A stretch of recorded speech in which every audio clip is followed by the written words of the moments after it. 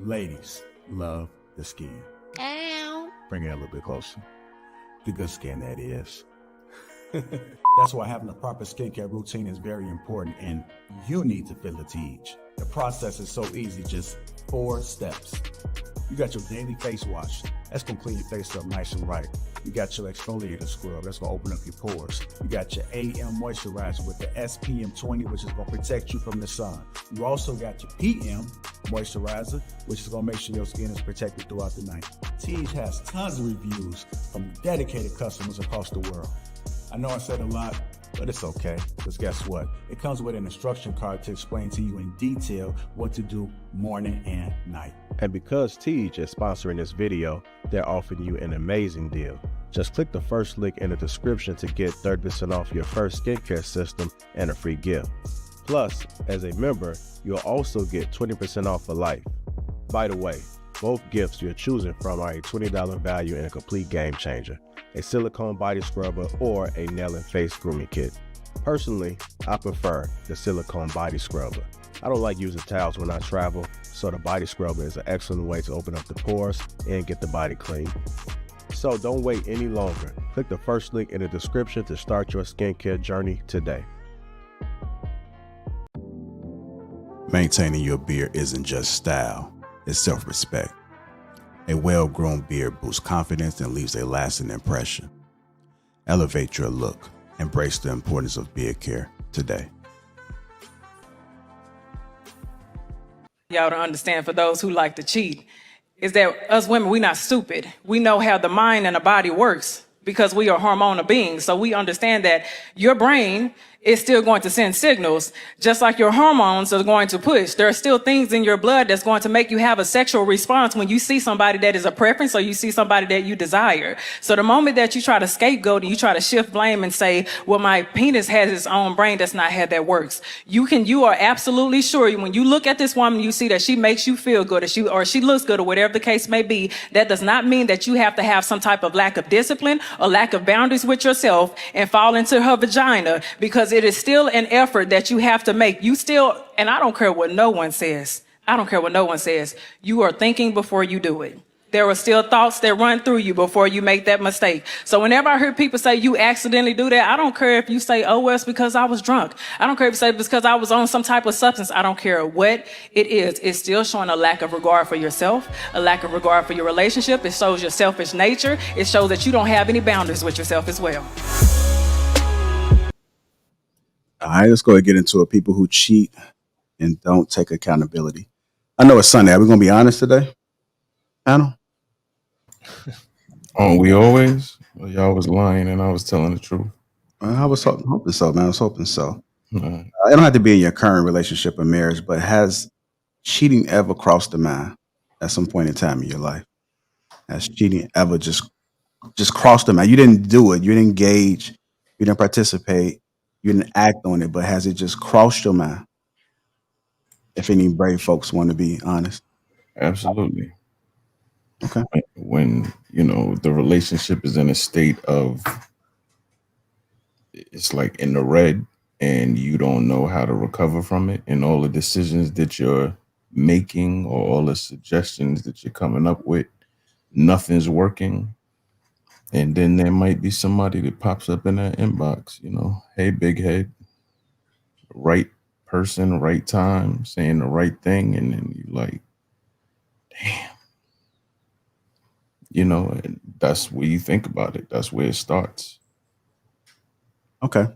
So when things are on the fence and you guys are going through hard times, it has crossed your mind. I appreciate your honesty, Jay. Has it crossed anybody's mind that wasn't going through anything, but just seeing something you like, seeing something you wouldn't mind tasting, and it just stuck out at you? Anybody? Yeah, you saying? I was just gonna say, is attraction kind of like what she was saying? Like when you see somebody attractive that you're attracted to, is that the same thing? I don't think so. Understand what I'm saying? Because she was But saying, it's like, oh, she's cute. Oh, he's, you can say it in your head, but you don't no, want it's a little deeper than that. Like, I don't care. I have a thing for LL, right? So when I see him, sometimes I imagine certain things. You know what I'm saying? I think that is normal. I don't think there's anything wrong with it. I think what happens is when that thought becomes a thought becomes persistent to the point that if you're put in a situation that you would you providing yourself an opportunity for something to happen, right? So I think that's where it becomes an issue. But I think it's a normal human experience to be attracted to other people. Even when you're in a relationship, you're not blind, you know what I'm saying? So I think it's a normal a normal human experience. So I don't think anything wrong with it. It's just when you act upon it is the issue. Okay. But ain't that determine whether the person you with is, if that's considered cheating or not? Wouldn't the other person you with have to determine that? Because he may feel like you thinking about another man like that is a problem. Well, the truth is more than likely, since I said it's a normal human experience, he's probably having thoughts himself.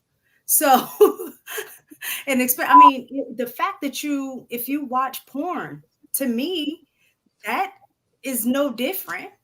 You actually have a real visual representation of it. If you're watching porn, if I'm just in my own mind, I think that's a little different. You know what I'm saying? I think it's worse. At the end of the day, I think that's worse. It's the same thing. Actually, If I think no, look, you could turn the porn off because the old lady came in the house. But if you constantly thinking about it, you could be at work. All of a sudden, you seen something that LL might did on CSI and just start thinking about them. That's a problem. But Hink, I mean, even with the whole porn thing, right? Like whenever you are engaging into those certain activities, you can still be, reminiscing about what you saw earlier, or you may substitute what's in front of you for what you was watching. That can also happen as well. Well, okay, but it's in your mind now. It's just more than just a visual, right? Look, if she sit there saying, "I think about him in ways," you mess around, call this man's name out. That's a problem. I'm not gonna name out a bunch of goddamn porn stars when I'm having sex with my little lady. I'm not gonna be doing that.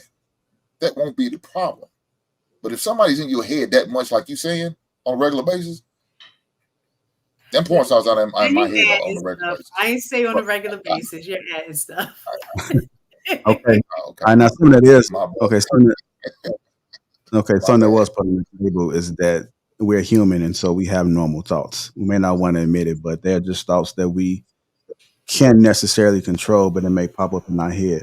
Do you agree with that, sophisticated jerk?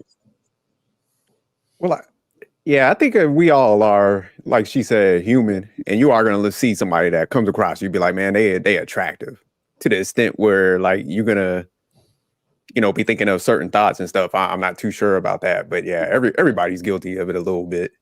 So I think it's the act. If you act on it, that's where it gets into the tricky waters and stuff like that. But just having those thoughts, I mean, we're human. I mean, if you go to the gym, I mean, you seeing people half dressed. So we got to be honest with that. Mm-hmm. Okay, so everybody had to get a little warmed up. Now we're starting to talk. Okay, I see what it is. Cookie, you wanted to say something? Sorry.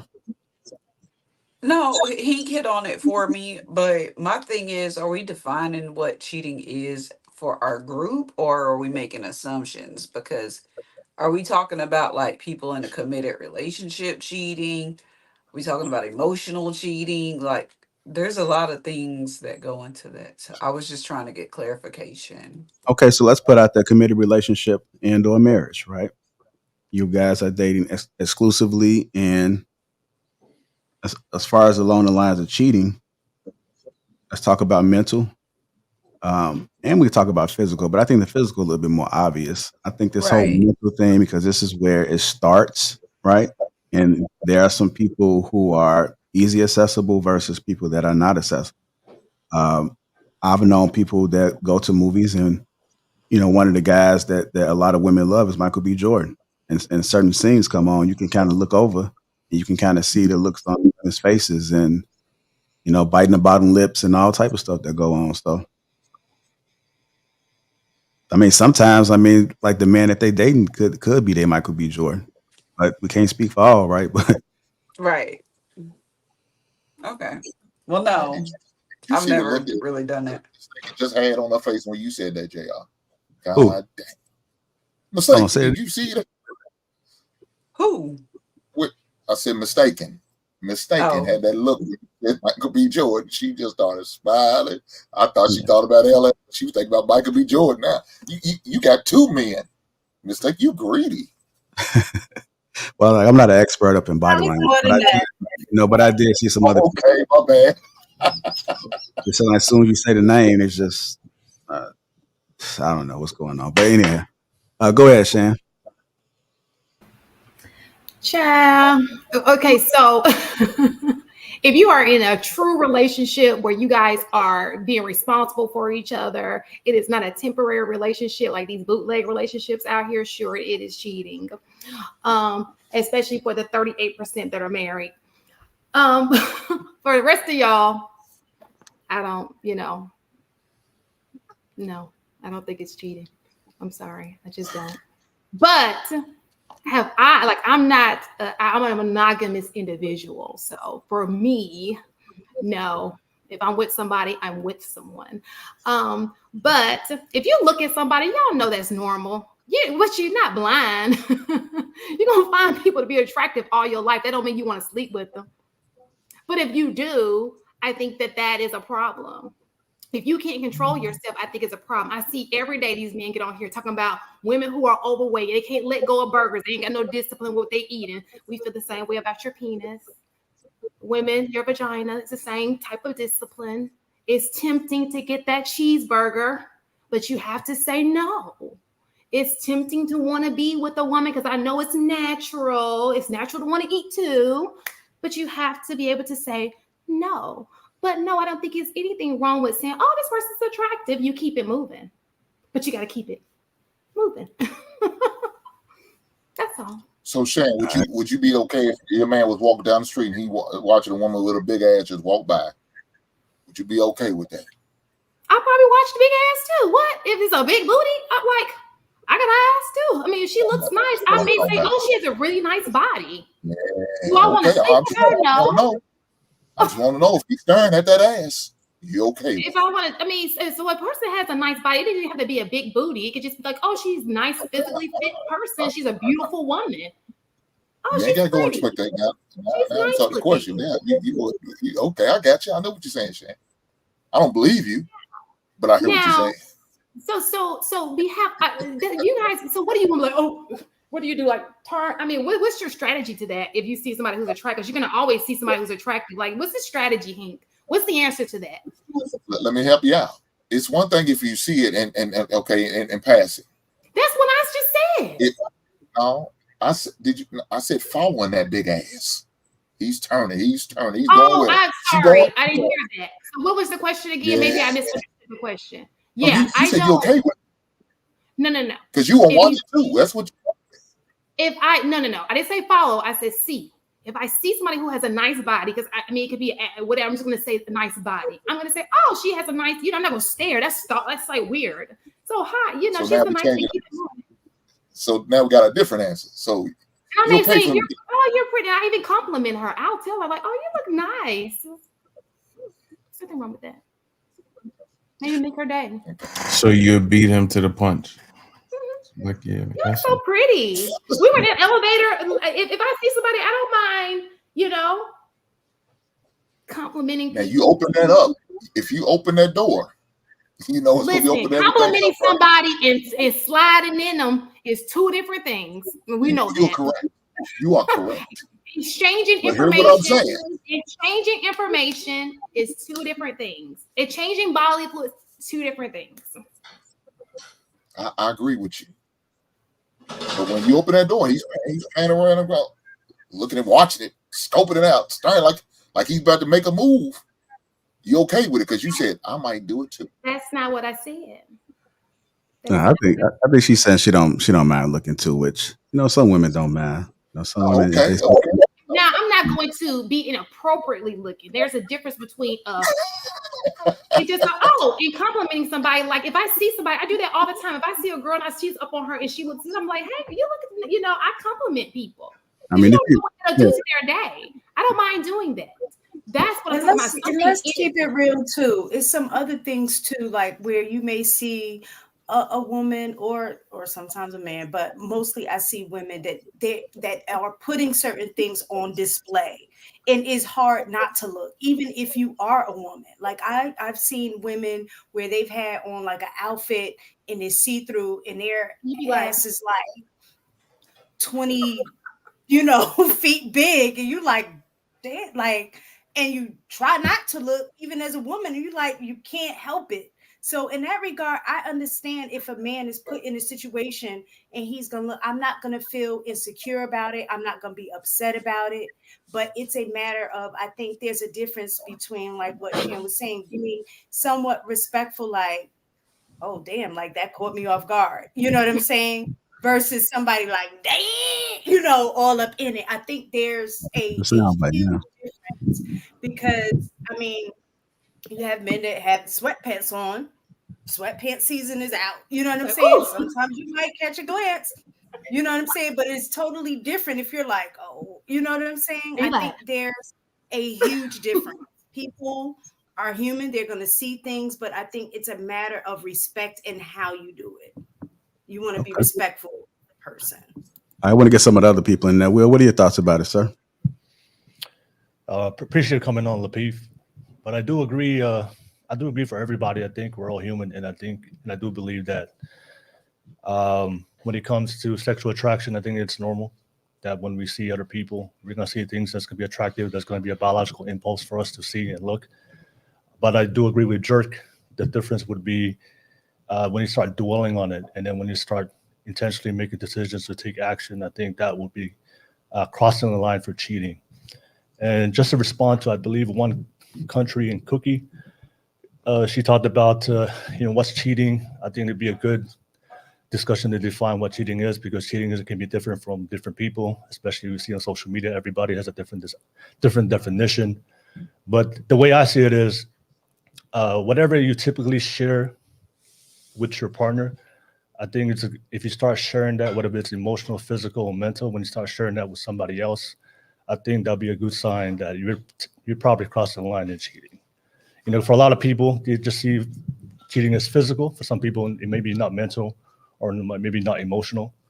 But the way I see it is, if you have a discussion with your partner as far as their boundaries and what they are willing to be exclusive in a relationship, whether that's physical, mental, or emotional, if you start to share that with other people that you typically would just be exclusive once with your partner, then I think that's a sign for cheating.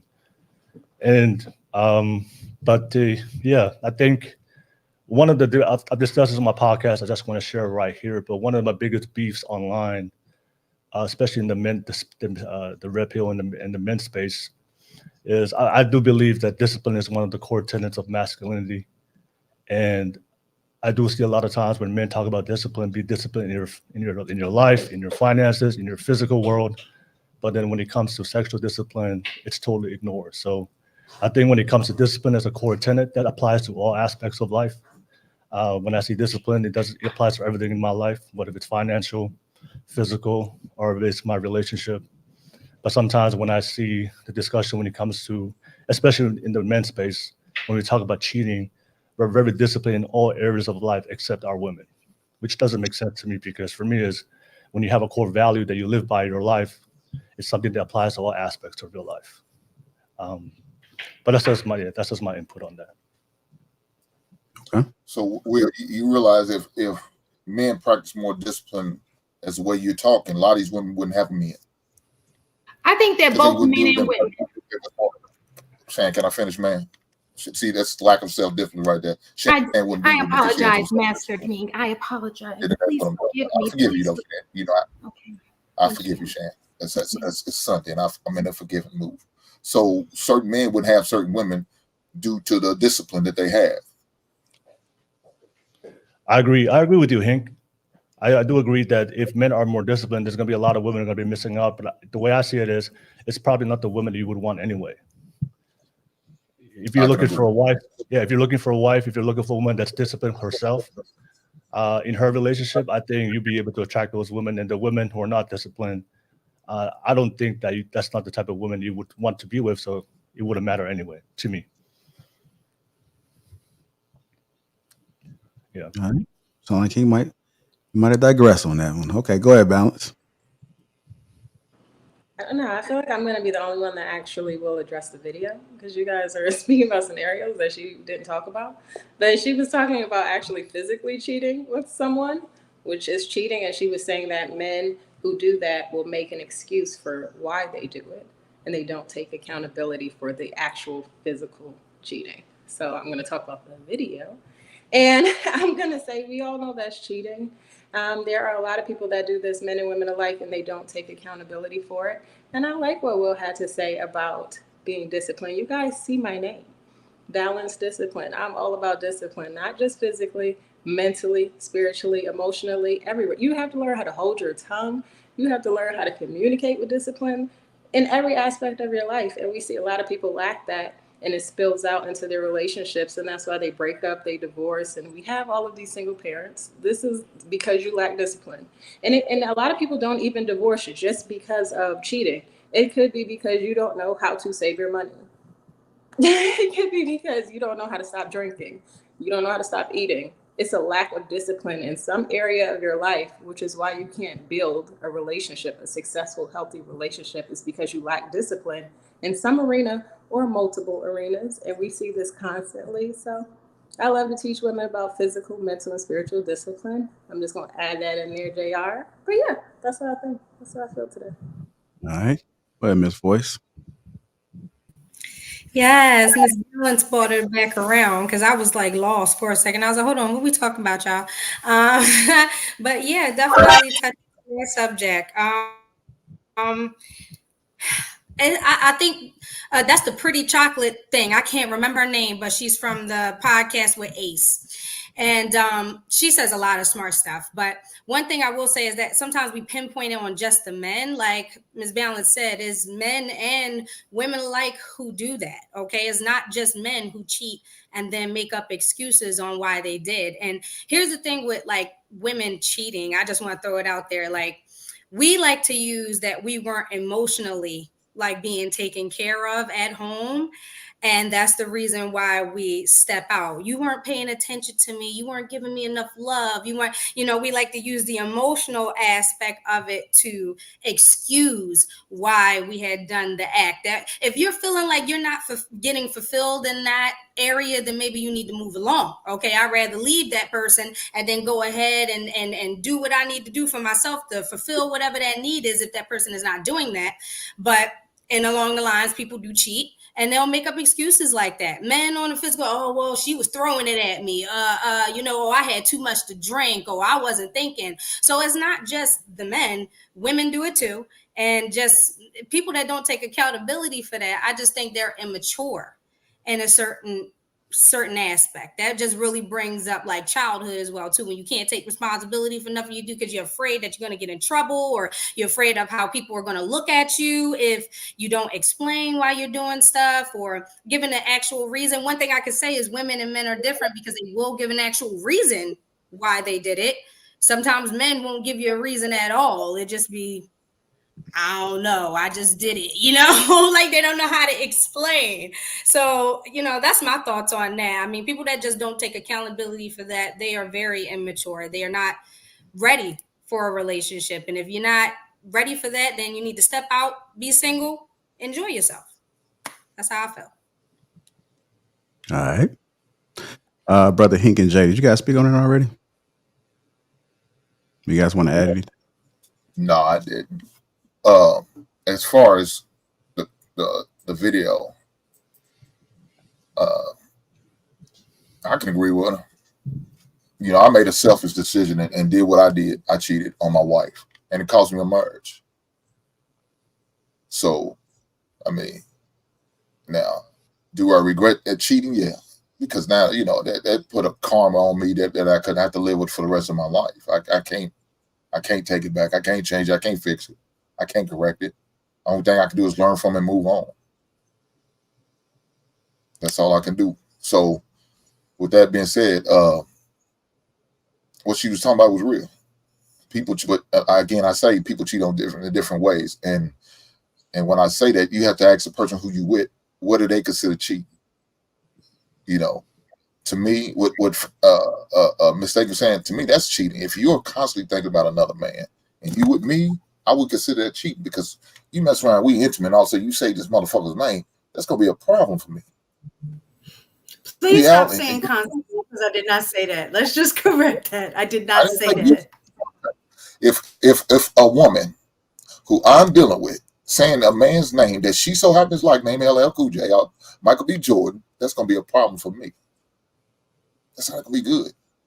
Just like if I was to go out and just, I don't know, some random nice looking woman and just say her name constantly. Man, she look good. Man, that woman right there, she remind me of that. That's gonna be a problem for my week. That will be. Because now I'm not even focused on her no more. I'm so enamored by another woman's beauty and not even thinking about my lady's beauty. That's a problem.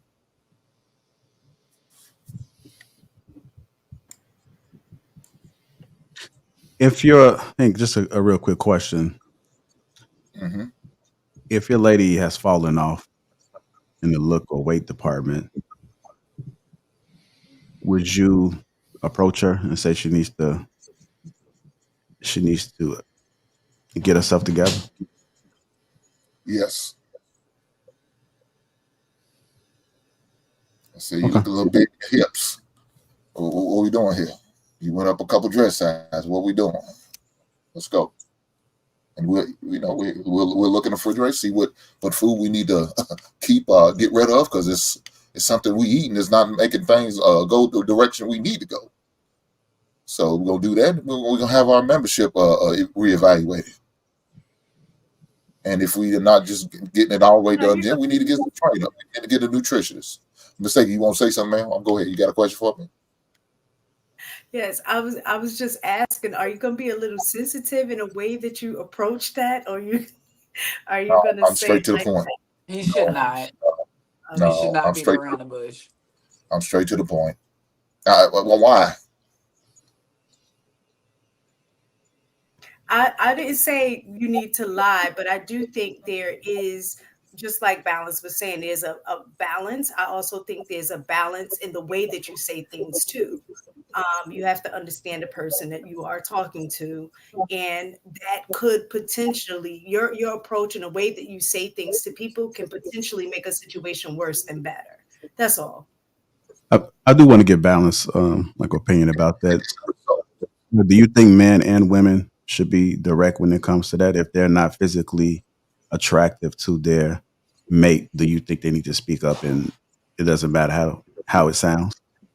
Come on, JR, you know me better than that. So you guys know that I say all the time that I'm very direct, but you could be direct in a loving way. Love is patient, love is kind. You're thinking about the other person and how to cater the conversation to them, but you could do it while being direct. You don't have to lie, you don't have to sugarcoat it. But when you have the conversation, it's also important. Are we saying this in front of people? Are you saying this on social media? Are you saying this to them in a private space where they're able to receive it and it's a good time for them, not like after their mom died yesterday? So you have to take all of those things into accountability when you have the conversation, how you have it, but definitely have it. I'm all about being direct in a loving manner, balance. Okay. Okay. JR, could I ask a quick question? What would be a good way to like say that to a female from a female's perspective? It's not. No, I disagree. I think you could put yourself into it. You could be like, I think we need to get on a workout plan, or we need to start eating better. I think that's like a softer way to say it. Include yourself in it. Like, I'm not just throwing you under the bus, So what happened if you're in shape though? I mean, you would be just throwing it. She would take the hint. She's like, okay, this nigga look like the Hulkster, and I kind of got some love handles. So, Okay. if she's understanding what you're saying, then she'll take it that way. But if you're in tremendous shape and they're not, then that's kind of like another issue, you know, especially if y'all started out both in shape. You know, you should be like, address that. What's good? I thought, you know, we started off this, we was both working out, going to the gym, having sex 7 times a week. You know, what's happening? It slowed down. You could address that. It may be a deeper issue. You know what I'm saying? People weight fluctuate for various reasons, you know. Jay, It's a line of issues. It's not going to be nice. You look, you could tell a woman, yeah, you don't look nice in that dress. She will sit there and turn around. What are you saying? I'm fat? What are you trying to say? And just go left with it. That's not what we're saying. You just don't look good in that dress. That's all I'm saying. Men don't say it right. But you tell me that I'm big or out of shape. No, it's not what I'm saying. I'm not saying that at all. Why don't you say something like, you know, I like the other dress on you better. That one looked prettier on you. I like the way that one made you shape better. Not that I don't like that one, but the other one made you really look good, babe. Like that's a good way. You hear that word shape? That's going to be indicated. What are you trying to say about if you don't tell her? I don't get it. I don't think that. I don't think so. I wouldn't get it. Fat people know they fat. Yes, I mean, if she knows that she big, I mean, if you're overweight, you know you're overweight. I don't know. I'm saying if he's trying to complain about it, there's no nice way to put that. If he's trying to uplift her and take her on a spiritual and healthy journey and back to her health, the jean size she was when he met her. Let's put it like that then. What is a way that is acceptable? Because him saying you look prettier in another dress than the other one doesn't get the point across that he's ready for you to go to the gym. The thing is what Jay was saying is I think the approach is, and with anything that you do, a lot of times it's about doing it together, because me gaining weight is affecting him, right? So it's not just affecting me, it would be affecting my mate. So in order for me, if you want that change, obviously I'm gonna need your help too, right? So I do think it's a matter of having the approach of saying, babe, you know, let's go to the gym together or whatever, like what Jay was saying. That's an easier pill to swallow than you being like, babe, you done got so fat, you need to go to the gym because that's just not looking right. That's not going to create a space for me to feel like, all right, let me go ahead and go to the gym. You know, it may and I'm just speaking for me. I don't know if other women like this. It may create an opposite reaction because now I'm feeling even worse. And I am an emotional eater. You know what I'm saying? So that's what I was going to say, mistaken, because it depends on the situation, right? Because first off, every woman is different on how they lose weight. Talking from a standpoint of view, I just had a baby 10 months ago, okay? I was like 180 when I went into surgery to get have my C-section. Now I'm 133. Okay, that's a drastic drop in 10 months because I was really motivated and I was happy in my space. My pregnancy was really good. I mean, my husband was really good to me the entire time. He helped. So I think I was in a good space. Sometimes it's a person's mental space on why they are not like motivated to do something. So instead of saying, I think you're getting big because you're eating too much, like try to sit the person down and be like, are you okay? Like, what's going on? Are you feeling all right? Sometimes you can get into somebody's emotions and see what they're thinking to understand why they may be doing the things that they're doing. Like you saying emotional eating, that person might be stressed out. You don't know what's the cause of something. So it's causing them to gain weight. Usually that's a mental thing why somebody is not motivated to do something. If your cat died 2 days ago and you got to go to work, you got to go to work, but you're gonna be sad all day. Okay, you're not gonna be motivated to go to work. You're not gonna get up and be like, I'm ready to go and face another day. Like it's going to slow you down because that's a mental overload for a second. You think about other things. So imagine it being like a lot of mental overloads on that person. You don't understand why they are not taking the initiative to go ahead and maybe lose weight and stuff like that. So maybe it's something that you need to talk to your partner, maybe that's the first thing you should say. Not mention that they look different, because I'm pretty sure they know they look different. I know I look different at 180 going into labor and coming out of that hospital. I know I looked different coming home. Okay, I did not need anybody else to tell me that I gained weight or you're thick now. Like, nobody needs you to say that. Like, let's ask, are you doing okay? Let's start right there. And usually, if they ain't, it'll unfold. So we don't believe in ripping the band. We don't believe in ripping the band-aid off. We believe in just take it off real slow and nice and get it over with. So y'all would rather live that lie, like I said before many times. Look here, we can't. There's no nice way to say it to y'all, because it's going to be a problem no matter how we say it. It doesn't matter how you say it. It's going to come across as insensitive. Why do you say that? Like, I've been through this. I've been every excuse in the book. But I promise you, do y'all ladies give y'all man grace when y'all want him to do something? Not for the most part. I don't. I find it hard to believe. But I bet y'all straight direct with him. I want you to take that trash out. Honey, it's starting to smell in there. I don't know what the smell. You don't go indirectly say all that shit. Could you take the trash out? I'm going to say it to you. Could you go lose some goddamn weight? Let me go ahead and get Jay in there. I know you haven't responded to the video yet, and so just feel free to do so. And then if you want to add some additional context, however you want to do it, man, you can talk about the weight thing, talk about the video, or vice versa. Nah, I spoke first, but I mean, I think the main thing with the cheating, anybody that's participating in bad behavior continuously, they're going to find excuses as to why they committed that behavior. You know what I'm saying? They're always going to do that. With cheating, you want to find out the person that you're dealing with, I agree with everybody that mentioned that. You want to find out what their baseline definition is and what they deem inappropriate or cheating or disrespectful to them. You want to identify that so you know what not to do or what you'll have problems with if you do cross that line. I think, as far as y'all were talking about looking at somebody and admiring, I think, all of us, like you said, it's a human experience. Everybody has fantasies in their head, whether they convey it to their partner or not, we all experience that. I think the problem is with today, everybody is trying to merge fantasy and reality.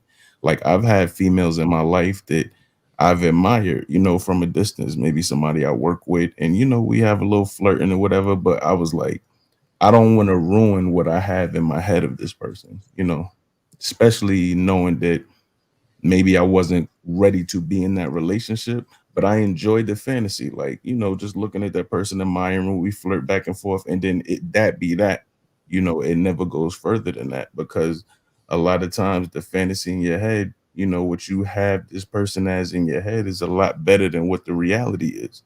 I didn't care about the reality. I'm going to keep this person there and just deal with whatever else I got going on. I don't care. And I think that's the reality. Fantasy is made for fantasy. Reality is made for reality. You don't need to be merging those two worlds. Porn is another thing. That's fantasy. You have people taking stuff that they see in that world and try to apply it to their relationship. Like, that's eventually it's going to lead you down a road that you'll never be happy. There'll always be something new to try or explore. I'm good on that. End up like Diddy. Okay. So I know we got a bunch of honest people on the panel, right? Is anybody that's just extremely honest? Okay. Balance. If it's just a hypothetical, it's just something funny, and we just go ahead and end it on this one and move to the next topic. But if you was talking in your sleep, and your significant other asks you, hey, you was saying about the things in your sleep, I couldn't really make out, but what were you dreaming about? And that dream was about your ex. Do you tell him?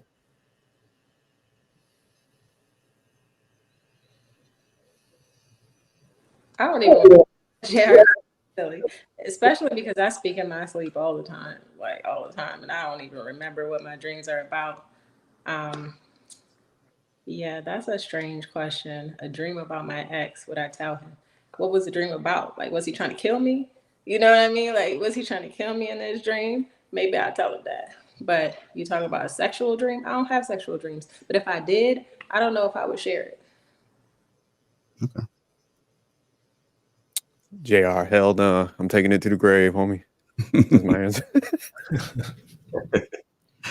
I mean, you can't control dreams. You don't know where. I mean, some people say dreams have meanings and all type of stuff, but I don't know. It was over the top. I mean, sometimes I'm over the top balance. So, just work with me, don't work against me. Sometimes. Yeah. I'm just messing. Well, I have an imagination, so yeah, all over the place sometimes. Mm-hmm. Let's see where you go next with these topics today. I'm just no right. Don't worry about it, man. The topics today are balanced, so. Let's go ahead and transition. If you guys just tuned in, welcome to Lapeef-ing Sundays. Hit the like button. Also, make sure you subscribe to the channel. Did this one already, but Thematic Genius says shout out to JR on the panel. What up, Jerk, Will, and Hink? Appreciate that super chat. Let's go ahead and keep it moving. I got a few topics I want to comb through. This is a scenario, man. I came across this video where this guy was describing a situation from his own personal experience. I do want to get you guys' take on it, so here we go. I was dating this chick, right? She we was dating for a couple weeks, you know what I'm saying? She asked to come over one day, she slid on me. And my son there. Now, at the time, I would have girls come over while my son was there, but I just make sure he was asleep. You know what I'm saying? Right. So I tell him go to sleep. And she pulls up. He not asleep though. You know how that be. He like 5, so it's like the timing was off, you know what I'm saying? But he in his room though, he laying down, so I let her come in, you know what I'm saying? We chilling. He come out the room. I tell him like, hey, go ahead, go back in there, go to sleep, whatever. He see her? He see her though. Okay. You know what I'm saying? So I'm like, go ahead, go back in there, go to sleep, whatever. She get that like, why are you trying to make him go to sleep? Let him stay up. Woo. And I'm kind of like, hey, like just relax, chill out. You know what I'm saying? You here to kick it with me. You don't got nothing to do with him. All right. You know what I'm saying? So I think I went in the kitchen to do something. I come back and she in his room with a phone out trying to watch a movie with him. And I'm like, yo, what you doing? And she like, what you mean? Like, I'm like, he ain't want to go to sleep. I'm trying to, show him a movie until he fall asleep. I'm like, sweetheart, like, no. First of all, I've known you that long. Second of all, I told him to go to sleep. So now she going back and forth with me in front of him about me telling him to go to sleep. You know what I'm saying? So I'm like, hey, can you, step out the room real fast, right? So my son, he taking her side. He like, yeah, let me stay up. Let me. He kind of like trying to take up with her. So I'm like, hey, step out the room real fast. So I step in my room with her, and I'm like, hey, stop fucking playing with me. Like, you know what I'm saying? Like, I'm like, hey man, stop. Like, don't ever do that. You know what I'm saying? So now you got me looking like the bad guy to my son because you going against me in front of my son. Plus, we don't have no type of rapport. I didn't even want you to see my son. So for you to go in his room and like damn near like get in his bed and try to show him a movie, that's already overstepping the boundary. And then you trying to go back and forth with me in front of him, like, you're tripping right now. She gets pissed. What? She gets pissed. Walk out the crib, slam the front door, walk downstairs, slam the downstairs door. Now she's locked out. She left her phone. You guys get the gist. But he invited a woman over to his house, and she overstepped her boundaries with his 5-year-old son. I'm going to go to you first, Will. What are your thoughts about that, sir? I was reading the comments. There was a lot of people had different opinions. So I'm just curious what the panel has to say. She was wrong. She was wrong because especially if they just started dating, like this is not this is not even his girlfriend. Yeah, because I have children, okay? And I have a husband, okay? But if we were ever to like separate and he go his way and he got a girlfriend or he talking to other women and stuff like that, don't be, because first of all, I don't even know her, okay? That's number one. Like, you don't really know her, so she shouldn't be in there in that child's personal space. As a mother, no, she was wrong. I would have kicked her out, not talking to her. Hey, as soon as she overstepped her boundaries, hey, let me talk to you for a second. Can you grab your stuff and go on? And I wouldn't have called her back. ever again, because you don't do that. You don't do that. I wouldn't let a man do that either. That's overstepping boundaries. You shouldn't even let a man come in the house when your children is there. I'm just a believer of that. If you are just dealing with that man and it's just like on some sexual stuff, you just casually dating him here and there, that is not somebody that you dead serious about being in a relationship with. He should never even see your kids. He should not even be in the same vicinity. I don't care if they sleep in the other room. Because if he sleep in the other room, what's your intentions when he come over there? Okay, it's something sexual. That's not their father. You shouldn't be doing that.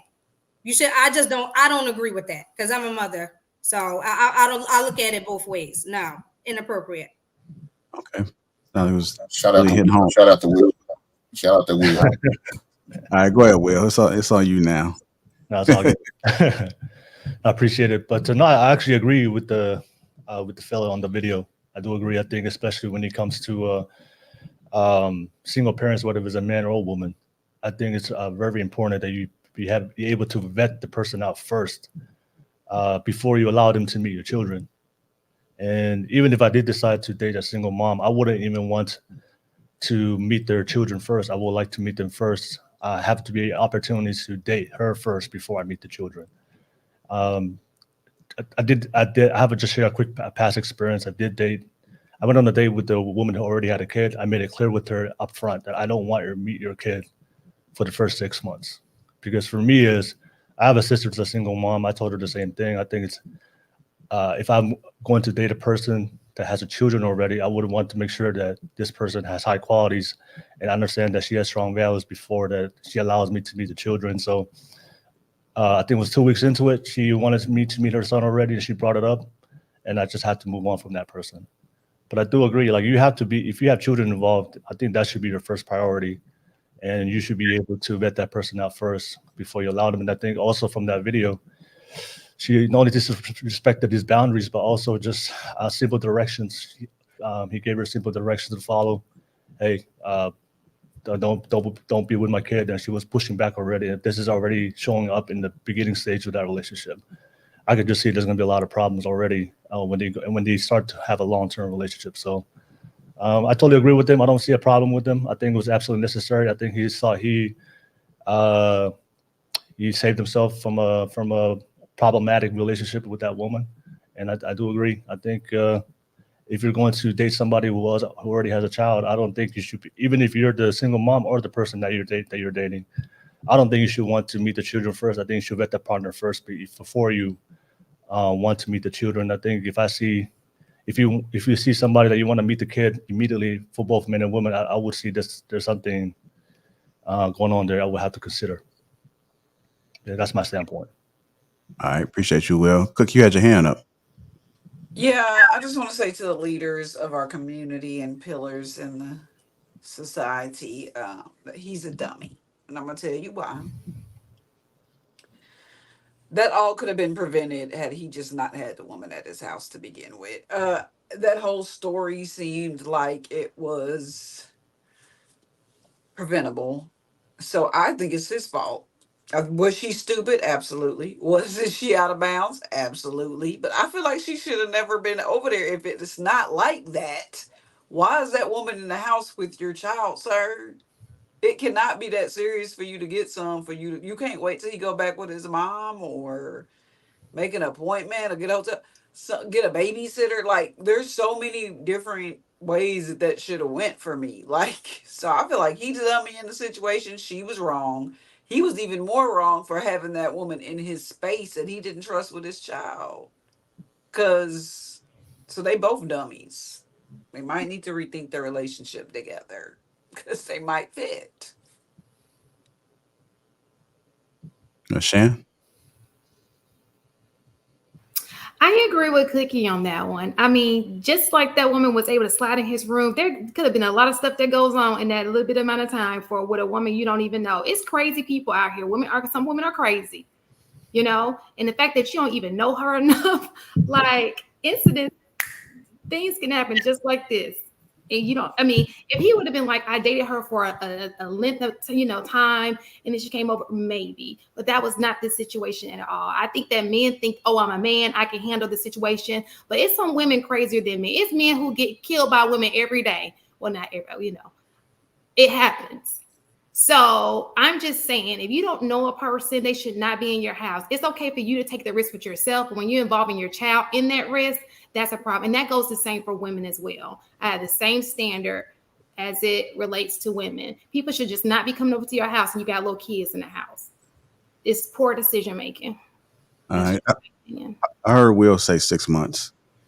6 months either way, whether you have the child or not, you should be trying to even meet the child. Do you guys agree with that? Should it be something along the lines as being close to marriage? Is it ever a good time to meet? I think 6 months is a good baseline time frame because first of all, before you meet a woman's child, you want to, or before you meet anyone's kids, you want to establish a relationship with them. You want to build some type of foundation with them first. You know, I've been in situations where they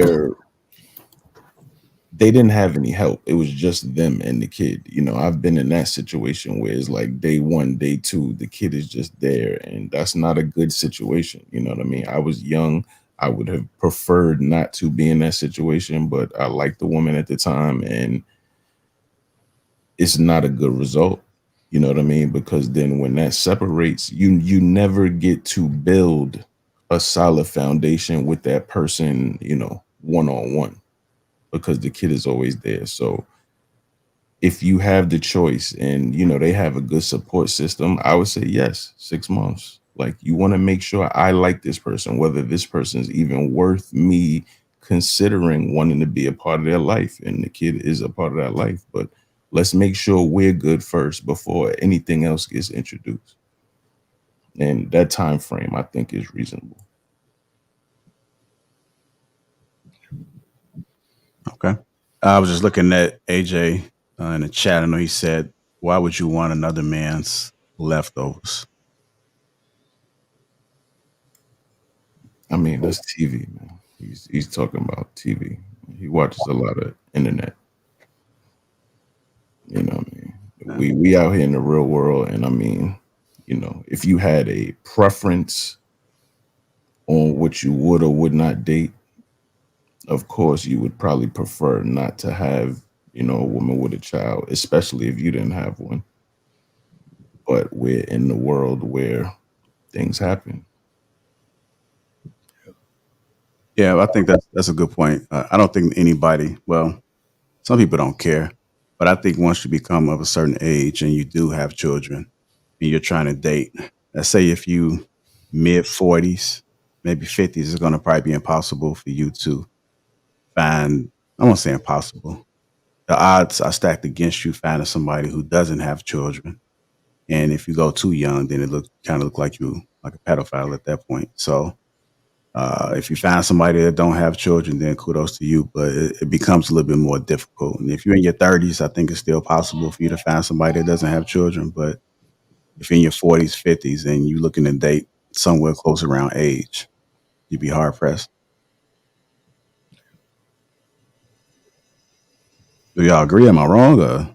Nah, you're I agree correct. with you. That's what I'm saying. You When know, there's people, levels to it. You're right. The older you get, the more likely you're gonna have to broaden your spectrum. Like, yeah, older people more likely to have children. and I mean, that's propaganda, you know, leftover. Like that's a propaganda that's an online term. Like you said, 42, 43. I don't have any kids. You know what I mean? So unless I'm dating 22-year-olds, which I'm not looking at them, you know what I'm saying? I'm not checking for them. That's just not my taste. You know what I mean? I would rather have somebody, I mean, I'm having to naturally go down further than I want, you know, 34, 32. But how much further do you go to find somebody? So if you want to stay in, like you said, yeah, age range, you'd be hard pressed to find those situations. All right. Has anybody else had anything to add on this particular topic as far as something that hasn't been said already? I know sometimes I go around and everybody saying I agree with that person, but does anybody want to add anything extra to it? Yeah, I want to add Yeah, I agree with what a lot of everybody was saying, that the man, yeah, he was wrong for that. But yeah, you don't do that. I mean, look, any parent, let me say that any parent shouldn't do that. I don't care if you're a man or woman. You shouldn't be bringing them kids around, and I mean bringing them individuals around your kids like that. And you know what you was in it for. It wasn't gonna be long. You was gonna be in the bedroom, and then this kid's up, and her and stuff going on.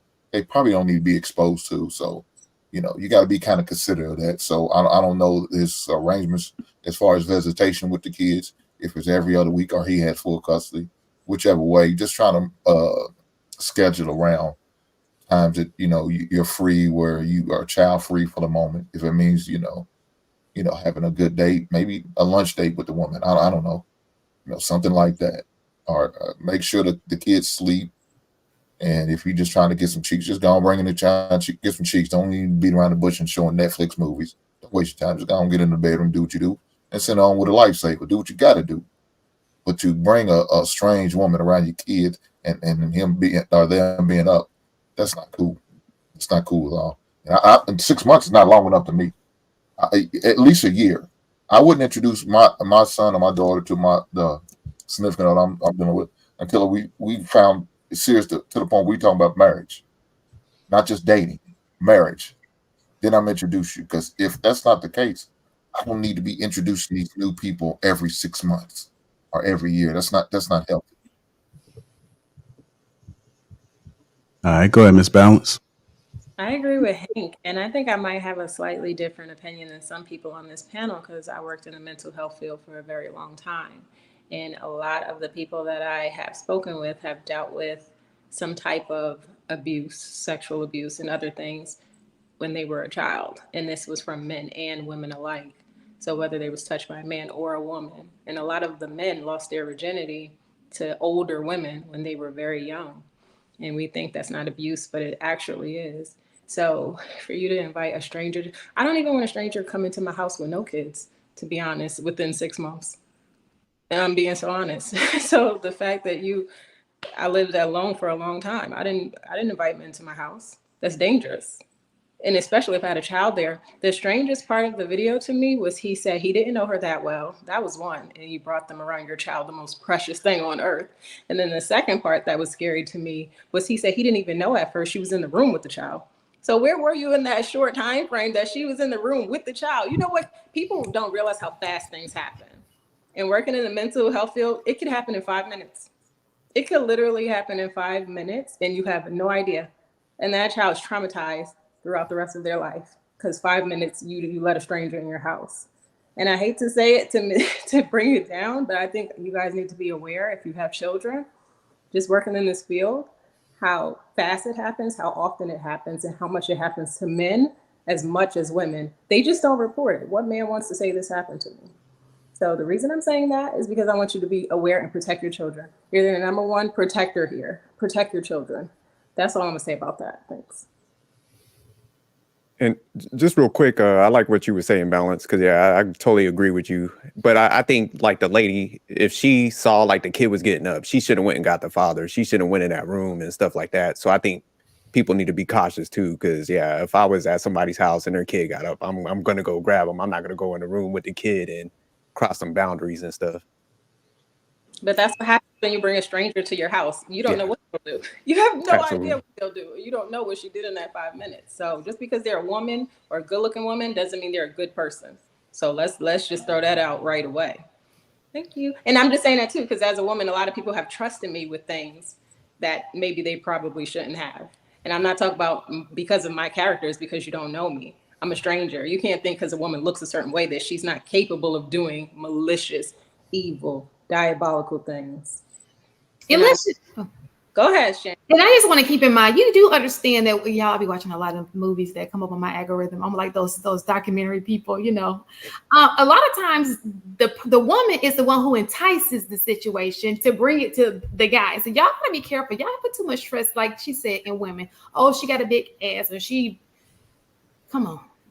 You got to get to know people. Not everybody's right in the head, okay? And the fact that she had enough sense, she had the guts to go into your child's room after you told her your child had to go to sleep. That right there lets you know she cuckoo for cocoa. It's like this. That's something's wrong with her. So he did the right thing after the fact. He got rid of her. He's not talking to her, but she shouldn't have never been in the first place. You're right. So. No, I was gonna say I agree with what everyone was saying.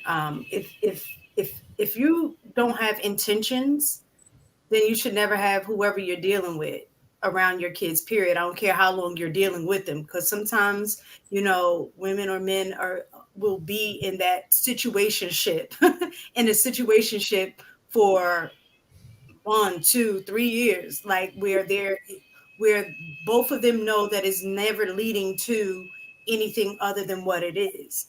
And even in those situations, I don't think you should have that person around your kid. I wholeheartedly agree with Hank. Like, if we're not talking about marriage, then there's no need for you to ever meet my children, at all. But it is very important, though, to at some point meet the kids, because I don't know if it is from a man perspective, but I know for me as a female, if I was to meet your child and your child is a behavior issue, that's a deal breaker for me. So I wouldn't want to be in a situation where you have not raised your child to have manners or be respectful or any of those things. And then I'm put in a situation where I'm mothering your child and then probably have to deal with the mother of the child, baby mama drama, because I'm trying to instill things in your child that should have already been there. So if you don't have any intentions, I think I would just rather not meet your child altogether. And then the other thing too is, again, like reiterating the fact of the importance of making sure that you are keeping a safe environment for your children. There have been, kind of like what Balancing was saying, whether they were strangers or not a lot of times it's people that they know as well. So those are also some things that you have to consider when you have children as well. What is going to be your game plan? I know I spoke to my kids when they were younger about, being, just talking about people touching them in a wrong way, or if somebody makes you feel uncomfortable, this is what you should do. If anybody says anything, or make sure you come back and you tell us, so we can kind of judge what that situation is, but also give them the power to say no, because a lot of times we do raise our kids to respect adults, where it can be a little shaky between being respecting an adult, but then drawing boundaries as a child for yourself to say, I'm uncomfortable. But yeah, I just wanted to throw that in. One other thing that I think some women may get wrong, where I'm trying to look at it from her side, if they really didn't, I'm assuming that they probably had some level of like or intimacy to a point where he had the woman in his house, and I think sometimes from that, I think that she may have thought that she was trying to bond with the kid really quick to get the kid to like her, to make a better impression on the dude, which I think she went about it the wrong way if that was her intent. But I think sometimes that's, as women, that we may go that route in order to, solidify, like, oh, I'm a good woman that you should be with. Look how I get along with your kid. Your kid likes me. So I think she was wrong in that aspect if that was her intent. The other thing is, if that was the case, soon as he already said, nah, he needs to go to bed, that should have been the end of it, period. Like, even though they dated, even for me with my husband, sometimes when he said stuff to the kids, it was just like, that was it. Nothing else. Even if I didn't agree, I might say something to him later, like, now why'd you say? But it was just a matter of I said what I said, and I expect them to do it. And I have to support that. You know what I'm saying? So she was just wrong in that regard, period, anyway.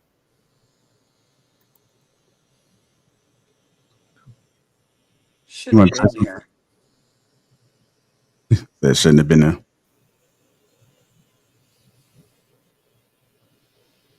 Anybody else got one more thing to say before we transition? Okay. Dating, I think one thing I learned in dating, when you meet someone new, it's best if you get to the sex part, you do what I call the gesture of goodwill. Like, you make sure to be super about diligent about the condom use, and you do it and you use it. So then they think that's how you roll. And they're like, oh, you don't have to do that. But you never really did anyway. It's a front. It's just a gesture of goodwill. So you think I do that, but I'm disgusting.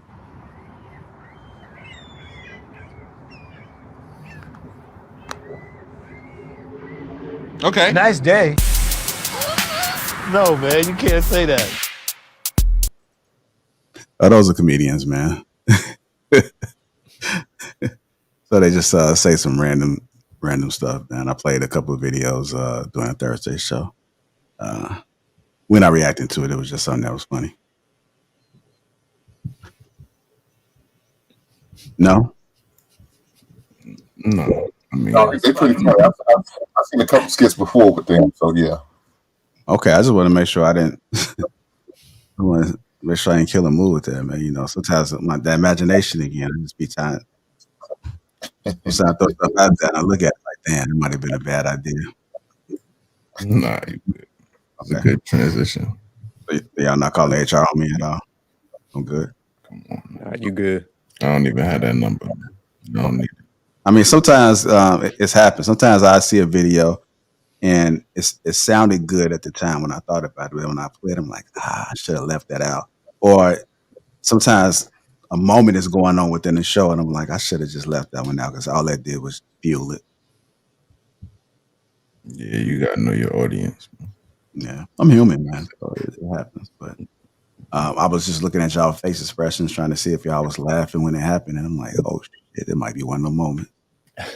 Shoot or shoot. All right. Okay. Keep shooting, man. Okay. Apologize later. If you guys just tuned in, welcome to Lapeef-ing Sundays. Make sure we hit that like button. Also, make sure you subscribe to the channel. Dale Matthews did gift by Lapeef Network membership. So salute to you for that, sir. Want to say thank you and thanks for your being active in the chat as well. I see you. Yeah, I dropped the video in the back chat because I missed it. Okay, I'll drop it for you. I'll make sure I get that for you once I get this other topic going.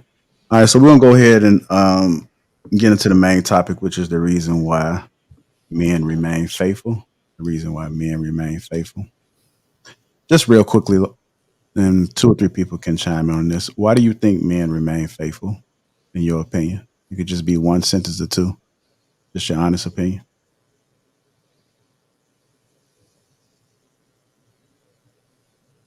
I would say people remain faithful just due to the commitment, based on religion. If you're a religious person, and also, I mean, if you love that person and you got that loyalty, then that's why you'll stay committed.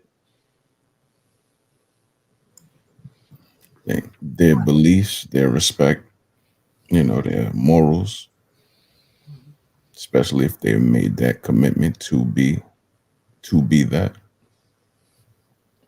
Mm-hmm. They love that person and respect that person. I would say also kind of what Jay was saying, based on their character, their moral, their core values. I think it has to be something bigger than themselves, because sometimes we can get selfish. And if we are selfish, a lot of times the decisions and the things that we make is only going to be for what we feel is on our best interest and not the other person. So I do think it has to be based on something that is bigger than themselves, understanding that.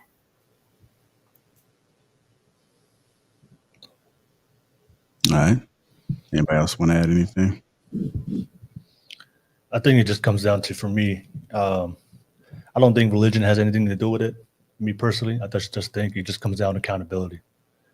If you're a person that practices accountability, you go off of what you say, and especially the commitments that you make to people, not only your personal relationships, but the men in your life, the women in your life, the people in your life. I think if you take that and that's something you practice on a daily basis for yourself, I think that's the ultimate reason why people will remain faithful. If I tell you I'm going to do something, if I tell you I'm going to commit to you, I'm going to stand by what I say in my word. And I think that's something that we should highly practice, that aligns with our masculinity. But I don't think religion, because a lot of people would say, go marry people with more religion because you get more monogamous relationships, more faithful. But that's not really the case. People in religious relationships still cheat, still are stepping up. But it just comes down to, if you're going to find somebody who is accountable for the decisions, and we're going to make mistakes. That's why I have mad respect for what Hank said in the beginning of this podcast. He made some decisions that he decided to move on and learn from. And I think every man, we have done that in our lives. But if we can learn from it and just stay true to the commitment that we have made and try our best to live by our life that way, I think that's ultimately why both men and women, but generally men, why they stay faithful. Boyce, you came off mute. Yeah, because I was gonna say, it says why men stay faithful. It didn't say like why people. It said men specifically. I'm like, to be honest, I don't know. And every other woman would have to say you don't know either, because it's just that certain man. Some men just don't cheat. Some men, they are very faithful in relationships. I think it's just based on who the person is. I don't really think it has anything to do with like religion or people's values. Sometimes it's just pure love. They might really love that person. That might be his dream girl, the girl that he really wanted, and they stay faithful, So it depends on the man. I don't know why. I can't pinpoint an exact reason why they stay faithful. That's not a question that I can answer as a female. Well, I do want to give a little pushback on the religious part, because I see what you guys are saying. I think a lot of people might say that they're religious, but they don't practice it.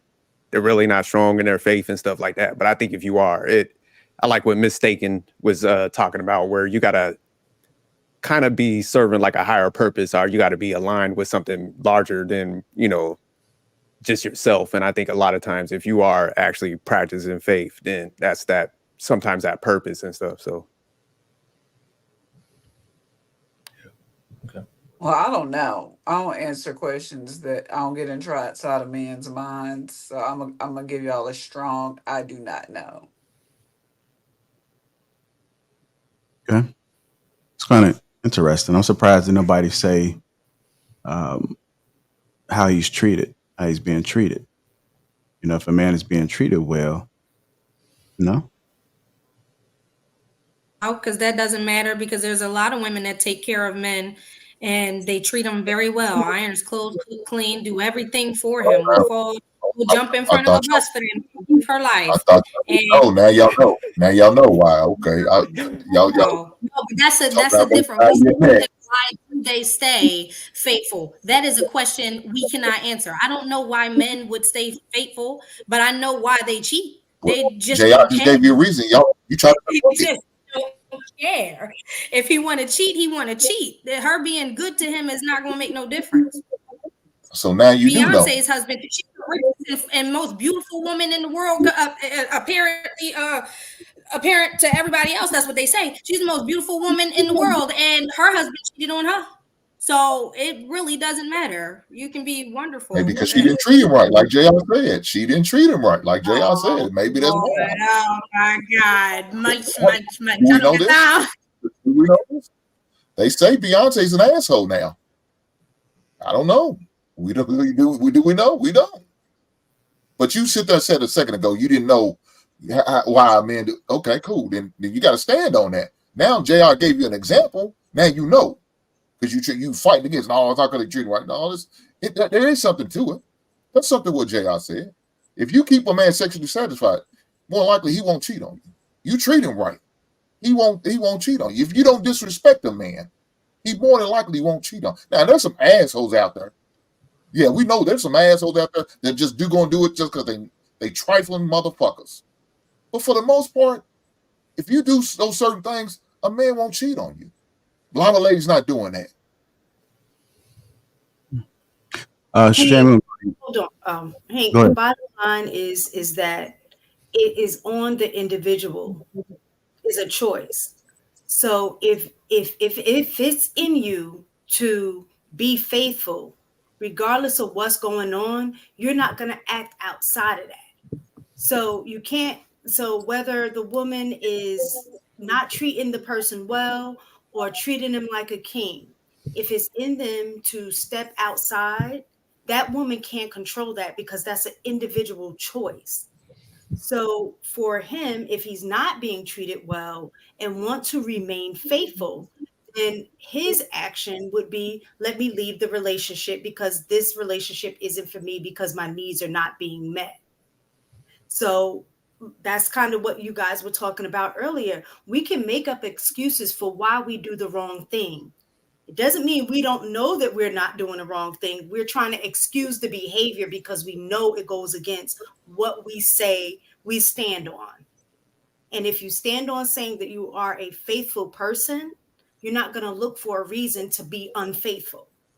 You're going to look for reasons to stay faithful. So if you're faithful staying in the marriage? If the vows are not being honored, no, you don't stay. Because the vows are not being honored in that sense. So you made a commitment with certain things that were stated that was going to be in place. Now, the thing is that now if you want to stay in a marriage, then what steps can I take to make my marriage better? Let me look into going to, couple marriage counseling because I want to stay in this marriage. I want to remain faithful, but I'm not happy. How can I fix that? Right? All of those actions have to be on you as an individual. Now, if the other person is not willing, you can't force them. Cool.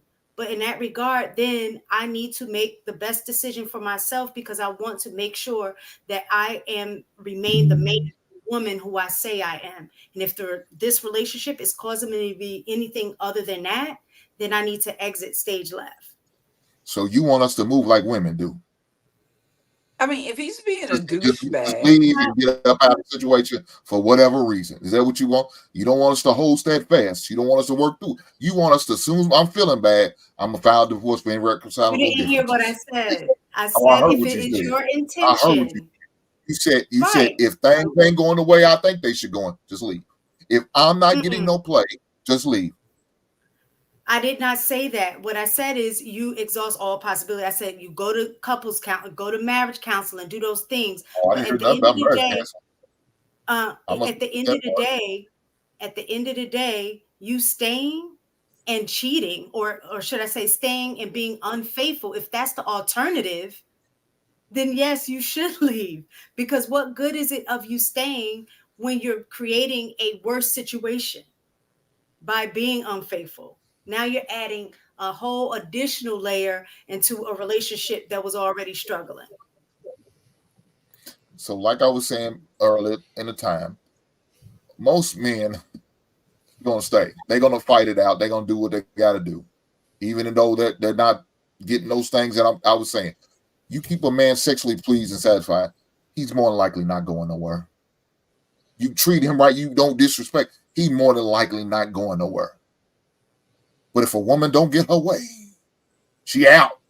I'm not happy no more. Financially, I don't like the word see we're going. Some better bail. All right, I got a couple videos that I do want to play in regards. I mean, it's kind of tailored to the topic, but they're like some personal experiences that they've gone through, and we can kind of tie it into the topic. So I'm gonna go ahead and play this first one, and then after a few people speak, I'll just go ahead and transition into it. Here we go. Ask my husband all the time, how you don't be thinking about other women, bro? Like, is it hard for you not to cheat? I'm like, what do they mean? Is it hard? You have everything you need at home. I come from a household, I come from a mother that will tear her man down with her tongue. I come from a mother that I'm like, Ma, you should not be saying that to a man. So that's where I come from. And I wholeheartedly believe that it's required for any healthy relationship, for your marriage, your relationship to be your safe space. I don't need you to go outside of this home to talk to your friends that don't know nothing. I don't care. Some of these men is dumb. Some of my husband's friends, they dumb. Y'all don't know nothing. Y'all not even married. But to be able to come to me, and it's so important that it is a heavy responsibility, ladies. It's a heavy responsibility that when a man confides in you to let you know his weakness, you're not packing that away as a weapon later. Because that's what the fear is. The fear is she gonna use this against me later. She go, oh, you was crying about your daddy issues 2 days ago, but now you don't no man wanna hear that. Don't no man want you to use their vulnerabilities as a weapon. That's the fear. But I thrive in the comfort of knowing that my man's. All right, we can go ahead and continue the conversations. Want to play one of them. We got a couple more, but feel free to chime in. The reasons why men remain faithful. Everybody talking about counseling. I might need to go see Dr. Ruth. Just saying. You might not need to do. I'm just saying. Everybody don't You know heard what he said. Like, yeah, everybody don't know who Dr. Ruth is. you can't keep your man's smalls empty. Then you at risk. Just throwing it out there.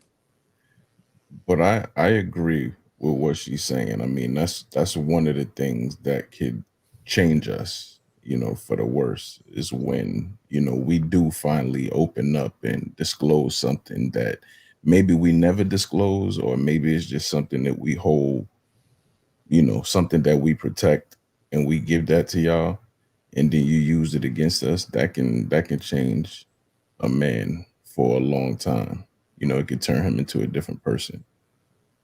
So I don't know if a lot of women know that is a big responsibility when somebody's giving that type of information to you. But I do think it needs to be conveyed, because we see a lot of what we consider, great men out here doing great things, and you see a lot of their downfalls is handing information like that to women who aren't worth that responsibility. The minute you see and a lot of these dudes are young, they haven't been taught correct, but the minute they convey something to a woman they think they could trust, and then the minute that goes left, guess what happens? You seeing a text thread of all this personal information, and and that can change you. That can change you. I just wanted to add. Oh, go ahead. No, go ahead. Yeah, I just wanted to add something for the conversation of the why men remain faithful. I know you brought up an example, Lapeef. You brought up if a man is not being treated right, and I know Hank brought up an example. If men are not getting sex from their women, that can be a reason why a lot of these guys may feel like they want to go out and cheat. And I've had this discussion and pushback with a lot of men in the space. The way I see it is a lot of the problems that we see in relationships, that a lot of men feel like they're trapped and they feel like they have to go out there and seek somebody else, whether it's men or women. But a lot of times we always talk about when the problem is already at its worst, but we don't really have a conversation about how do we get to that problem in the first place.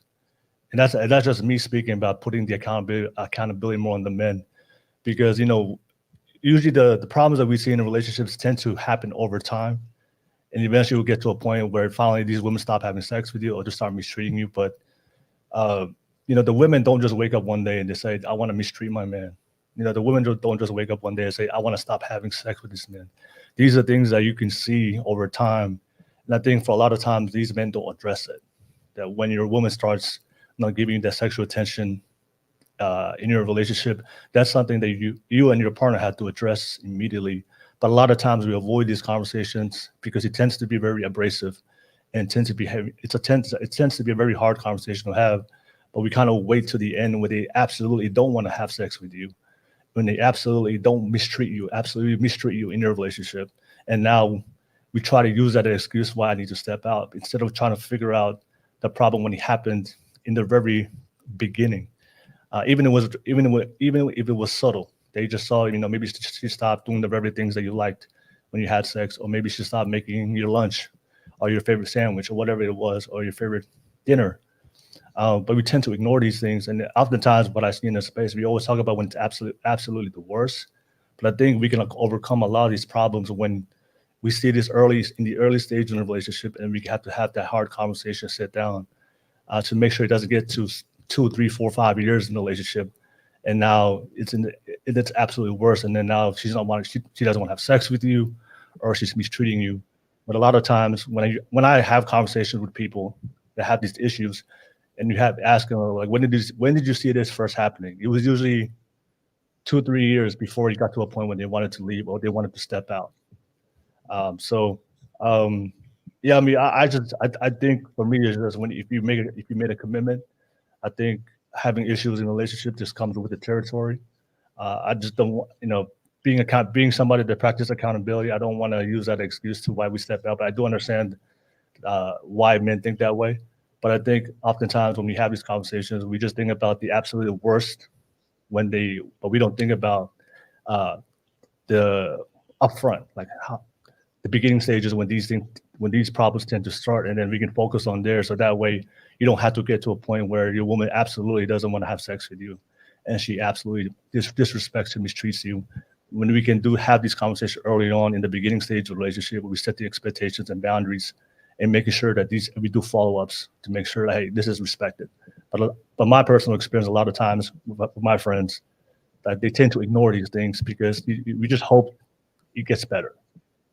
And I think hope is not a strategy if you want your relationship. I think we have to be able to communicate our expectations and hold our partner accountable when you're not getting what you need. And I think we're living in a generation of men, they're afraid to talk to their women. And we just had a conversation earlier about telling our woman that she's overweight. I agree with Hank. I think we should be, as men, we shouldn't be afraid to tell our women the absolute truth if that's your woman, if you really want the best for her. But we live in a time where men are absolutely afraid to tell the women their needs. And if men are afraid to tell their needs, that can be a problem.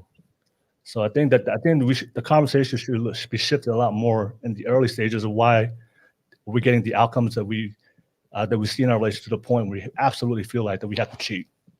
And I think I think the solution is not when we have to leave the cheat, is what can we do so we don't put ourselves in a position where we feel like that we have to step out and cheat.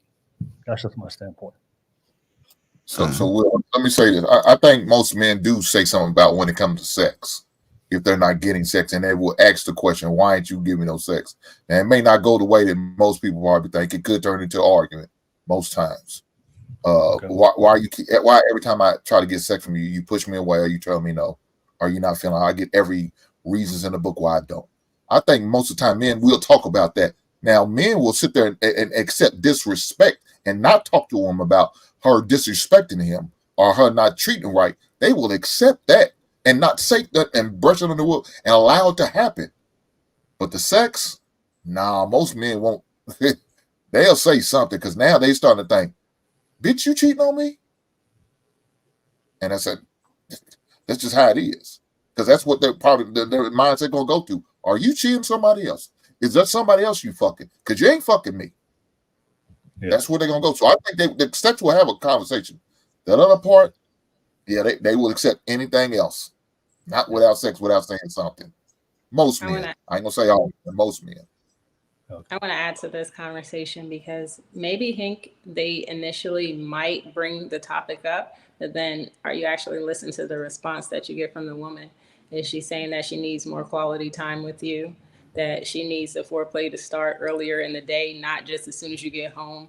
You want her to be hot and ready, and you didn't give her any communication the entire day, the entire week, and she feels disconnected from you, right?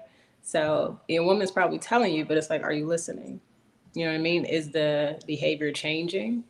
Because you need that changed behavior for you guys to have that physical bond and connection. She needs to feel emotionally connected to you first.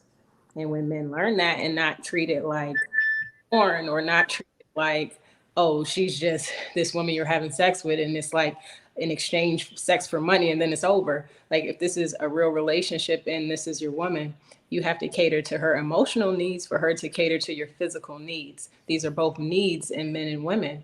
And you have to understand both for the dynamic to last and be healthy. So I just want to add that on. But I love what Will had to say. But balance a Can I man ask can you a do question? when something happens throughout the day has nothing to do with that man. And all of a sudden her emotions are all over the place. And that means dry dick for Hank. Is that what you're telling me? Hank, I don't even know what you just said. Like, I'm not even joking. Like I just hope I know I can repeat it. You want me to repeat it? Yeah, go ahead. So I'm saying the man's did what you just sit there said. Woke up that morning, looked at his wife, you look so beautiful, even though you're not looking at your best with a bonnet on and you're not put together. You're beautiful. Kiss her before he goes to work. Something happens through the day. Just throws her emotions all the way off. Where something happened, somebody had road rage and she blew at somebody. All of a sudden, she's on the way home. I'm on the way home, waiting, relaxing, thinking I'm ready to get some skins. But now her mood's all the way off. So now I'm dry dicking it because she's feeling some type of way because she had an issue at the grocery store. Hank, now I don't Hank, I don't know your woman. I don't know if she's emotionally intelligent or not. No, I didn't say my mom. I didn't say my woman. Okay. I say But my woman. I'm just saying a woman. Okay, I just say that we can't let the outside world and what things happen at work affect our home life. Like we really can't do that as women. So I'm gonna speak to the women right now. We have to remember women that just like we have our emotional needs, if a man is meeting that, you have to meet his physical needs because he needs this to be healthy, to be happy, to be less stress, less anxiety, for his physical health to be well. He needs that sexual release. And you have to remind your woman what your needs are, but just make sure that you're meeting her needs as well. So Hank, whatever scenario you're bringing up is not even your home scenario. So I can't even really speak to a scenario you're because I mean, what I hear most of the time is that men are not meeting the emotional needs of women. So that's making them turned off and not wanting to have sex. So both needs need to be met equally. I just want to say that. Hey, I Hank, think. Well, no, I just had a question to Hank because he said that in his life, most of the men are communicating their needs for sex. I just want to ask you: are those the men who have more experience with women, or if you're talking about the average guy having his first girlfriend, are there guys who are having their first experience with women? Do they communicate their sexual needs for women? Because what I in my personal life, I think the guys who tend to go have more experience or have failed relationships, they tend to learn they have to be able to communicate their expectations. But what I see for the younger guys, the younger generation, their first girlfriend, they finally got a pretty girl in his life, the first girlfriend in his life. They tend to put them on a pedestal in today's society, so they're afraid to tell them their sexual needs. And then it's not until they finally learn through failure, then they finally have the confidence to be able to, okay, I got to be able to extend this expectation up front. So what was your question? You kind of cut out on my end. I'm sorry. Oh, no. I was just because you responded, said that most of the guys in your life they easily communicate their needs to their women to tell them they need. But I was just saying is it the guys with more experience with women, or are you talking about the guys that generally have their first experience with their first girlfriend? Because what I see is when the guys who don't have experience, these guys absolutely don't communicate their expectations or their needs, which is the average dude. But the men who generally have experience with women, they tend to know this a lot already, so they already have the confidence to communicate that. So we know most times us guys who had a first time girlfriend, we accept more bullshit than we normally would ever accept. Yeah. So that no, I'm not talking about those. Okay. I'm talking about a guy who's either married or in a long-term relationship. Those type of individuals. So yeah, that's who I'm speaking on. Okay. I just wanted to clarify. I do want to go ahead and play another video just to add to context. Let me play this one, then we can continue the conversation. Husband on a shopping spree. I took him somewhere to go, okay, you done lost some weight, honey. You looking good. You need some new clothes. I believed at a point in time gender roles did exist until life required me not to. I've been married for 9 years and my husband has a mess. So he's not able to work anymore. And as we all know, men are made to be the providers. They're made to go out and make the money. However, that changed for my family. My long life dream was he was about to be a truck driver. I was going to be a stay-at-home mom. And I was going to follow my dreams. However, that wasn't the case for me. And even until this day, we're getting better. But my husband is a stay-at-home dad.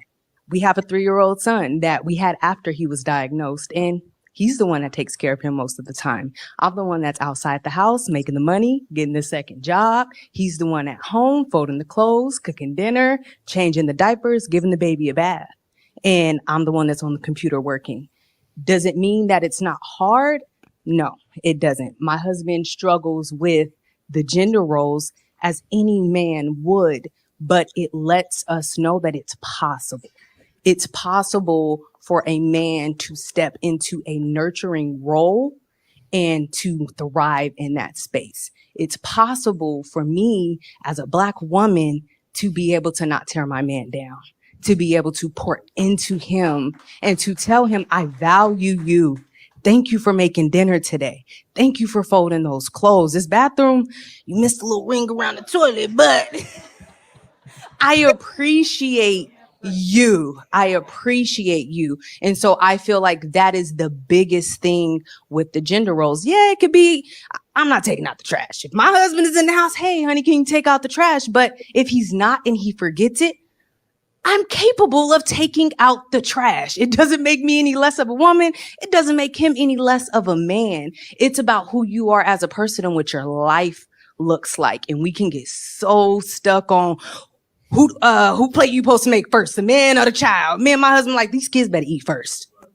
Because that's how we operate. How everybody else operate is different. So try not to get so, if you do believe in the gender roles, right? That's okay. Believe in them, but know that there may come a time where life requires you to believe something different. And it may be a little uncomfortable at first. You may have to fight through it.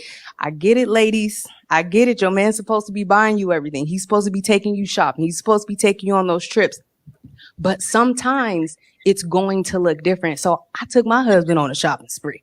I took him somewhere to go, okay, you done lost some weight, honey. You looking good. You need some new clothes. Like, let's get you feeling good. Let's get you looking good. Like the man over there said, let me pour into you. Let me date you. Let me show you how much I value you, because I know you need that. And I know without a shadow of a doubt, he appreciates it all.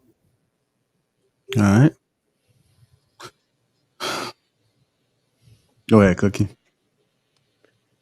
That's common sense. You would think that that's common sense, right? Am I wrong for thinking that way? I hate to be cliche, but common sense ain't common nowadays, yo. Everything is emotional. The truth is disrespectful.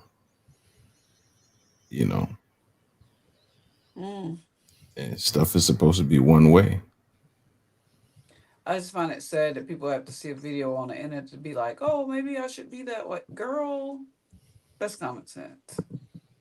I think though, one Cookie, it's like social media, the music now, and the lobster and pasta, and these women think they're supposed to get flown out and bought everything. Like, that's prostitution. That's not a healthy relationship. It's not the same. And people, if they may not have seen a healthy relationship in their life, they're basing it off of these rap songs and they're basing it off of social media. So that's what they're turning to. And they're like, if it's not like this, I don't want it. But what you're trying to get doesn't exist. It's not real. So yeah, in my relationship, it's very healthy. We do what needs to get done. It's not like only he could take the trash out. That's weird. Like, what if he's gone for 3 days? I'm just not going to take the trash out? That would be really strange. So, I mean, women just sad that if we don't see healthy relationships, then sometimes they don't know how to cultivate it on their own. So that's why I encourage women to find mentors, to find older women who are happy in healthy relationships and learn how to model that instead of just going on social media and following bitter women online saying they hate men and 4B movement and all this crazy stuff. And they've never been in a healthy relationship. And they're trying to recruit you to not be in one either because they hate men because of their past experiences. It's quite sad. But because I've been on TikTok lately, I've been seeing the trend of women hating men. And it's a little scary because it's like I have little cousins and I have, young women in my life. And I'm like, please don't follow this movement. Don't follow these angry, bitter women because then you'll end up like them. I mean, you need to model who you want to be like. Why would you sit online and watch somebody that you don't want their life? Like, don't sit and listen to them for hours online. But yeah, I just wanted to say that. Can I ask a question to the ladies on the panel, if you don't mind? Ladies, who here would want that dynamic that she has, that lady on the video where she's working and the man's at home being a house husband? Who here on this panel would want that relationship dynamic? Honestly, I don't think she wanted it, but life happened. I mean, and I think that's what marriage is. A lot of time people go in with specific expectations about the way things should be or the way they envision their marriage to be or life to be, just in general. And then life happens and you make the adjustments. There was a time, I think when we first moved here, we thought it was going to be an easy transition, and it took a few months for my husband to find work. We came from New York and we came here, so we're trying to, in our mind, thinking that it'd be easy to find a job, because of his skills that he had and what he did, but we weren't familiar with the Atlanta way or Georgia way. We didn't have the same connections like we had when we were in New York, so it was a little different. So I had to manage stuff for a few months until he found the job. Vice versa, when I was out of work, he had to manage everything on his own. So it's a partnership in the sense that when one person can't do something, it's your responsibility to step in and hold it down until you come back to a sense of balance of what that is. So, but nobody wants it if that's not what they planned for, but stuff happens and you make the adjustments. And I think people fail to understand about marriage. I just say go ahead. People don't understand the dynamic of marriage. When you got married at 30, it probably is not the dynamic at 45. Things are not always going to stay the same. Like, people fall on hard times. This woman posted on TikTok that she left her husband after 2 years because he lost his job and he went broke, and then she divorced him. Like, come on now. Maybe him being broke in that season is not what she wanted, but that's a season. You know what I mean? It's like, you don't divorce somebody because they lose their job. You help them for that season until they get back on their feet. Then you're in a different season. So people don't know how to stand the test of time anymore. They're just like, oh, I don't want this dynamic right now. It's over. Like, the dynamics it's a flow. It's going to always change in a marriage. You're not going to be the same people 20, 30 years later. You're not going to have the same job, live in the same location, make the same money. So to expect things to stay the same is really immature when going into a marriage. If you want a healthy marriage and you agree to those vows that you're going to be there, sickness and health. People get sick every day. They get cancer every day. You know what I mean? My man got a finger cut off. Things happen that you may not anticipate, but that's the point of making that vow, that you're like, okay, we're going to work through this regardless, and we're going to come out together as a team and make it through this season. So we have to remember that in situations. I wouldn't want her dynamic. Probably, definitely not. I don't want to be the sole breadwinner, but hopefully their dynamic changes in 10 years. I need to plug this in, but yeah, that's it. Okay. All right. Anybody else want to add anything? So, Yeah, I was just gonna. Oh, go ahead. Ma'am, come on, mistaken. Would you be willing to do that? Would you be willing to take on her dynamic from her on out for the end of your life? Yes, and I'm not lying. I'm built like that. I didn't say you was lying. No, You didn't answer. I'm That's why I was reiterating the fact. Now the question is, do I want that situation? Absolutely not. Nobody, I mean, no woman would. You know what I'm saying? But at the end of the day, I know my husband can appreciate that. He knows that if something ever happened, that I'm capable and I will do it. That's not a reason for me to leave my marriage. Will it be days that I'll be frustrated, angry, all of that? Absolutely. I'm human. But at the end of the day, I know what I, signed a dotted line for, and I'm down for that. That's the bottom line. I think Sophisticated Jerk had a question. Oh, you wanted to say something? Go ahead. Yeah, I was just gonna say on this topic, I think if you get somebody that's actually rocking with you, that actually like you, I think they will be able to step into those type of situations and stuff. But the longevity part, that's that's where it gets tricky. That's why I think Will was asking that question, because I think there's the time limitation on that guy staying at the house. So, but I do see women stepping in as But if if something it's a happens. medical issue and he can't control that. You know what I'm saying? So if it's a medical issue, which is what it sounded like what she said it was, then that may be her role for the rest of the time that they're married.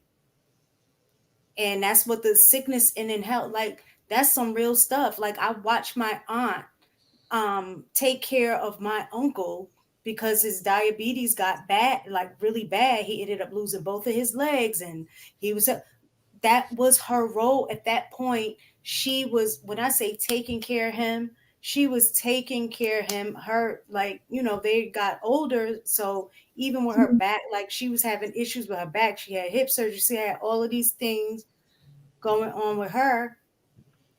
And she still held it down because that was the commitment. And it was a level of the fact that he could not do it. So, I mean, Go ahead, Clee. All right. First, I'm gonna answer the question. No, that's not something that I would want. Um, Sophisticated said there's a time limit. How do I say this without being? I'm working on my PR skills.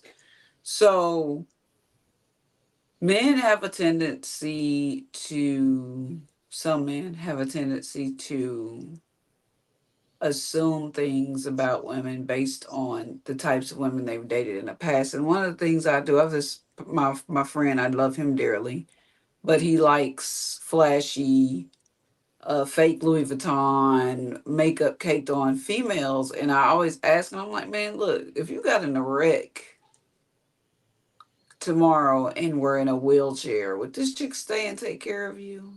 Like, do you really think she would? Like, that's one of like, when I see a friend that I know is in peril, where I'm going with this is that a lot of men, not all men, but a lot of men base their, oh no, a woman wouldn't want this, she wouldn't do that, because those are the kind of women that you're used to dating. There are a lot of women that would be able to deal with ambiguity in a relationship, especially if they are married. If they're not married, that may be a different story. But if that is already her husband, 99% of the time, she's going to stay unless you have mained up an idiot.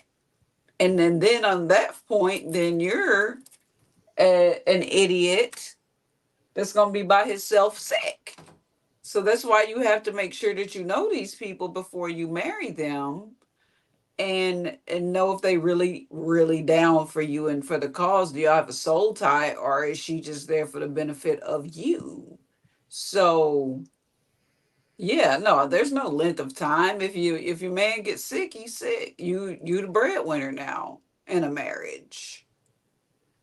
If it's y'all just dating and got a situationship, she got options. That's the way I see it. Get married or not. If you know that you're shallow, and if someone can't get sick and you stick around, don't get married, because there's always a chance somebody gonna get sick, especially the older you get. One of y'all gonna get sick. Everybody dies. Everybody dies. Let's hold that. I don't know who was about to speak. Was that Will? Oh no, I'm good. Thank you. Okay. right, I'm gonna go ahead and introduce this last clip. That's tied into the reason why men remain faithful. Here we go.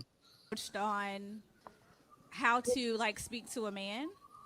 And there was one time me and a significant other, we were renting a car and we had purchased like, you know, the gas or whatever so we could take it back on E. So we're in the car and he was like, okay, we're going to make it. We don't have to get any gas. It's cool. And I was like, I ain't pushing. And then he was like, okay, cool, I'll push, ain't a problem, but we gonna make it. And I thought about it and I was like, I'm gonna be worried the whole way. I don't wanna ride in this car and he ain't putting no gas in there. So I looked at him and I said, babe, you know, like I trust you and I believe that we will get there. But I'm really gonna be worried and concerned the whole ride there. And he looked at me and he was like, okay, I don't want you to be worried and I don't want you to be concerned. And he went and put gas in the car. And I was like, that's all I had to do? So, you know, I'm honestly grateful for the person who coached me on that because I've taken that, and if a man really loves you and cares for you, he will not want you to worry. He will not be sitting there being the cause of your concern. Say that, sis. Yeah. Okay. All right. What you think about that voice?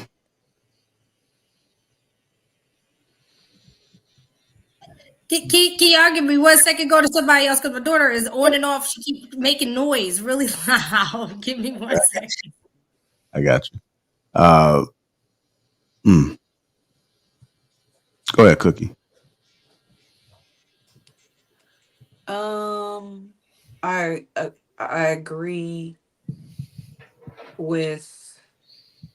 I don't think that is something that you should plan out. I think that either you're a kind person that has concerns. Like I have social anxiety. Everybody I date knows that about me, right? So I'm just an anxious person anyway. But I feel like practicing that on a man shows maybe some lack of trust and maybe even a little bit of manipulation in that situation. I get what she was saying when she said, oh, if he cares about you, he's concerned. Oh, that's all I had to do. I get what she's saying, but I also heard the whole story and she was like, I'm glad I picked up that tool. You can tell him that. I guess I'd feel better if that came naturally from her instead of somebody teaching her, hey, if you in this situation. It just seems kind of what's the word I'm looking for? Malicious. That it's like, if you're in this situation and your man's doing this and you don't trust him, but you don't want to let him know you don't trust him, say this. Do y'all get what I'm saying, or am I too far off the chart? Hold on. I think I interpret that a little different. I think that's the example she gave, but I think the bigger theme is understanding how you speak to your man. No, absolutely. So, right. So I get think that was part, the but my bigger thing is, theme. wouldn't he want it to come from her soul and not from a class, is what I'm saying. No, I think not everybody understands how to do that. Like even I can admit that there are times where I've said things because it came to my head, and then later on thought about, man, I could have worded this a little different because I didn't mean it like that.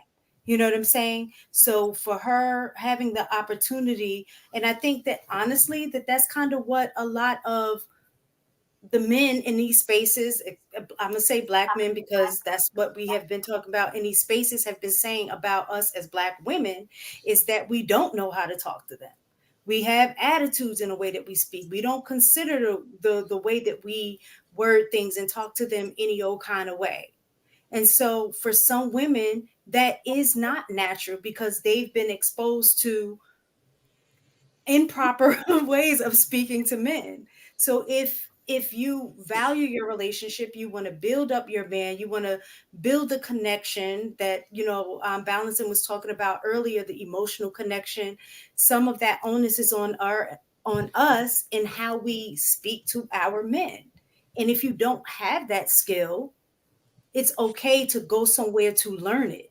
In fact, you should, if your priority is to make sure your relationship is healthy and that it's working.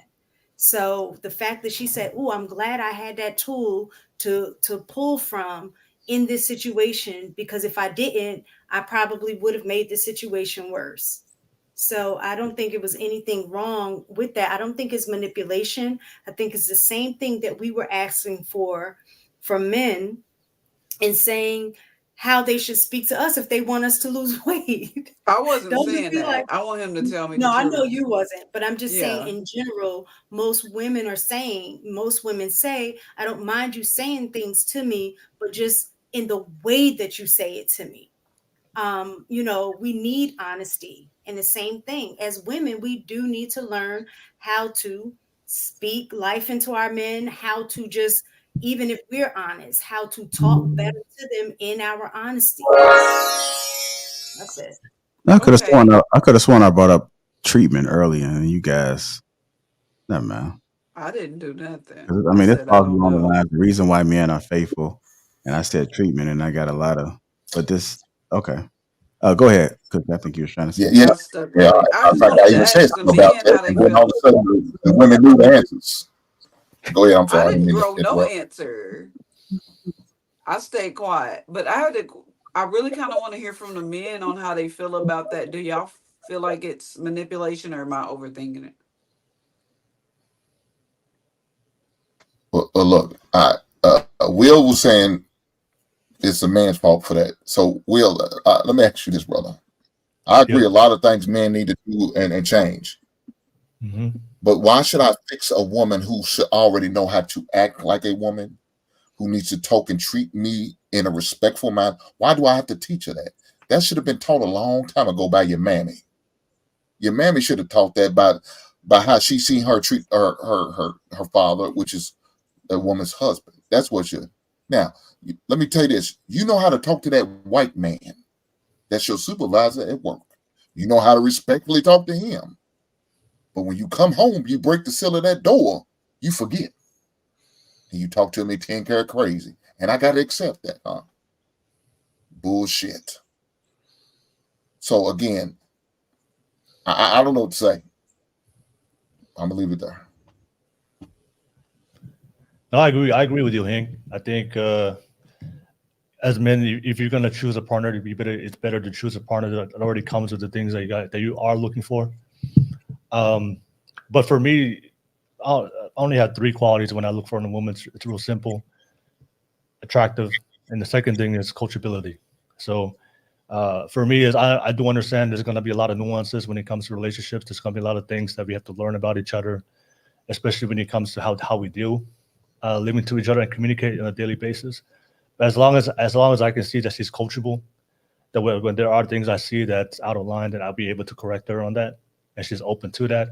I think that can take care of a lot of the things that we see, especially the way she talks or the way she communicates. But I think a lot of times, if you select a woman that doesn't have the things that you mentioned, Hank, that's not already moving that way as a woman or as a wife, or wasn't taught that from her, from a mom or from the female ladies in her family, I think and she's also not coachable, she's also not willing to learn, that can be very difficult. And I think that's why a lot of guys find themselves in situations. So I've met women who come from those type of families, really easy to deal with, but I also met women who are more modern, the modern women that we see today who didn't come from those type of families, but some of them were very coachable. Like they had an open mind to listen from the male perspective, and they're willing to make adjustments. And I think if you have that, if you can't find a woman that was taught that, but if she is coachable to you, then you're doing what you're supposed to do as a man, it's much easier to navigate that. But I think a lot of times when I see guys, they tend to choose women who don't move that way. I agree with you, but they also pick women who are not coachable at all. They push back and let them disrespect them over time. And instead of leaving that situation, they stay in that situation. And I would have to put that back on the men. It's like, you see, she's clearly disrespecting you, but if you stay there, then you can't really blame the woman. You got to look at yourself. This is my standpoint. So the outside sourcing for the I agree with. What do you say? I was saying, so the outside sourcing for the coaching, what I'm getting from both of y'all is that what I got from Will is that he would want to be the person doing the correct and correct. Is that what I'm saying? If she's coachable, that means you would be the one coaching her. So what I got from the video clip was that she had an outside. Never mind, man. I'm thinking too deep. Don't worry about it. I just want y'all to finish answering the question. I feel like it was a form of manipulation because it wasn't a coaching that came from a man. It was somebody saying, "Oh, this is how you need to talk to a man." That's all I was saying. But You know, I understand what you're saying. One country, it did seem that way for me watching that clip. But for me personally, for myself, I like my woman up front. Like I want her to be honest and brutal to me, but as long as she's just respectful, that's the only thing. So for every man, respect is different for every man. How they want their woman to communicate. But I'm already upfront, and I prefer my women to be upfront. But as long as she's respectful in the way she talks and communicates to me. But just be real, unfiltered, and raw to me because I really want to know what you really think, and vice versa for me. So I can agree with that part when you was talking about the man's vetting and all that. But like JR said earlier, he did say something about how a woman treats a man. It determines on certain things. So that was totally correct. But some people had something to say, and they said they didn't have nothing to say. But they all of a sudden he said something about treating. They found something to say. I don't know how that works, but it is what it is. But I'm gonna go back to what the woman who said to talk about. She had to start working. If she's treating him correctly, then why would he cheat? We said it's some men that will still just. That's right. I know that's right. Okay. I know that's right, boys. Yeah. Yes. But back to what the woman was saying. Most 90% of women wouldn't do that situation. 90% of women would not even accept that situation. They would get out. They would run. They would abandon. Balance gave us an example. You gave an example of a woman who was married for 2 years and she lost her job. She got the hell up out of it and she divorced him. Men wouldn't do that. Ladies, you lose your job, you say, damn, what happened, baby? Okay, well, that's all right. You don't have to get you another. I'm sure you'll find another. They didn't appreciate you anyway. We'll come up with every reason to try to encourage you, uplift you, to get yourself back in that workforce. A woman, you got 3 months. As soon as that unemployment check start coming in, you done. You don't stand a goddamn chance. We're not going to do this. I'm not going to carry the damn load for that 4th and 5th and 6th month, let alone a year or 2 years. No, they're not doing that. They're not built for that. They're not built for that. And I don't expect it to. I expect her to be packing her bags and head on up out the door. Now, is it right? Hell no, it's not right, because you're not loyal to the cause. You're not true to what you said. So that white Jesus you told you was going to marry to me forever, you just lied to that Negro, huh? You believe in Jesus. I can't believe in Jesus. Amen, amen, amen. But this is crazy. As far as that second video, was she manipulated? Yeah, she was. Why couldn't she just trust her man? And what he said he was willing to push if it came up short. So he had a plan, and if the plan failed, he had a backup plan. This is what's going to happen. If that means I got to push this goddamn car because I made a mistake and underestimated a gas tank, then I'll correct my mistake and I'll fix it and I'll do what I got to do to get us there. Instead, she played the mind games and realized, is that all I have to do? You trifling heifer. You know what you did. You dead wrong for that shit. Is it acceptable to say that after, okay, say I trust my husband, he said we got enough gas to go here, but I know it's not enough gas in there, okay? Because I know in my mind it ain't enough gas. And we get there, it stopped, and he got to get out and push that car. Is it acceptable for me to be like, I told your ass to get some damn gas? The whole time I'm sitting there trying to push that wheel. Now, I told your ass you should have stopped for some damn gas. Is it not acceptable to now say something like that? It's not acceptable because we now know that. If you would have made the same mistake, okay. I don't know. I didn't hear what they said. Now you know it. Now you know it. Now you know that information, right? Right on. So if you make a mistake, would you want a man to throw it in your face every goddamn time you fuck? But y'all do though. Would you want That's that the crazy thing about it. I think that just people in general. You be like, I told you so. No, You ain't men listening don't to be me. doing that. See, that's a woman. I don't know what type of man you were dealing with. That sound like a girl man. And shame on you if you got one. Shame on you. But no, men don't be acting like that, doing all that shit. We may look at you, but we ain't gonna say, "Oh, I told you so." No, we ain't doing that. We just look, shake your head. Give the look. And look look, is and hey, let me enough. tell you what we'll do. Say it We'll go out all. there and Look we'll say it go out all. there and fix whatever fuck up you did to make it right. That's what we'll do. Oh, baby, I accidentally broke this. Could you get it fixed? Well, yeah. What happened? Okay, don't worry about it. I'll get it fixed. And we'll make the corrections while y'all sitting there looking in your misery, talking about, oh, I don't know what happened. But see, this is the thing. I think it's two things that were missed in what she said. I don't think it was manipulation versus, again, how to speak to somebody. When she was saying she didn't trust him, asking yourself, well, why didn't I trust him? And it turns out that maybe the trust had nothing to necessarily do with her, but more so her anxiety. And in a way that she said that was, listen, I trust you to get us there. So that trust is incorporated in a matter of, even if he has to push, he'll get it there. But it really is about, why am I feeling the way that I feel about me not trusting him? And her to express that and say, you know what, I trust you to get it there, but it makes me have anxiety. I'm going to be worried the entire time that we're on there, and I don't want to feel like that. Why couldn't she just be like, I'm anxious as hell, man. I don't know.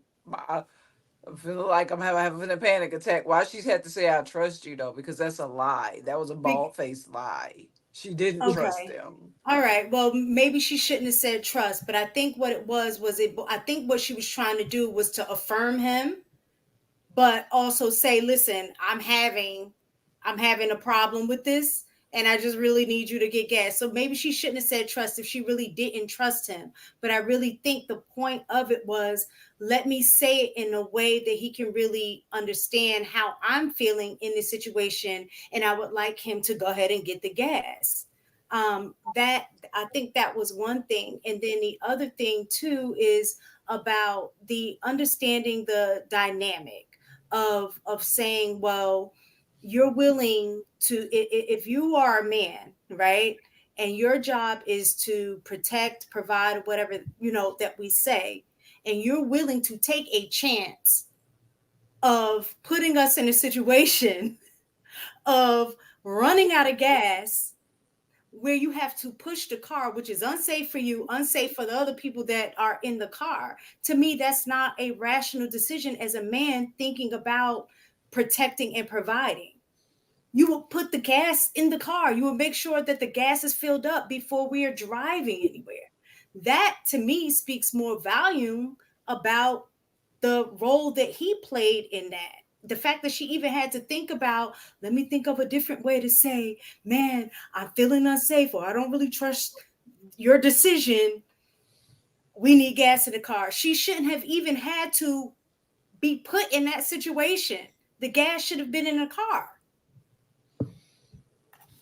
Let's get Shannon. Thank you. Because I'm just like, no, my bad. No, but she kind of hit on a point I was trying to say. I think that it's different when you are making a decision and it only affects you, right? If you're making a decision and it's affecting other people, it's kind of inconsiderate. If you see it could be traffic can pop, especially in Atlanta. You can sit there and try that little gas and that traffic hits you and you like, oh shit. You know what I'm saying?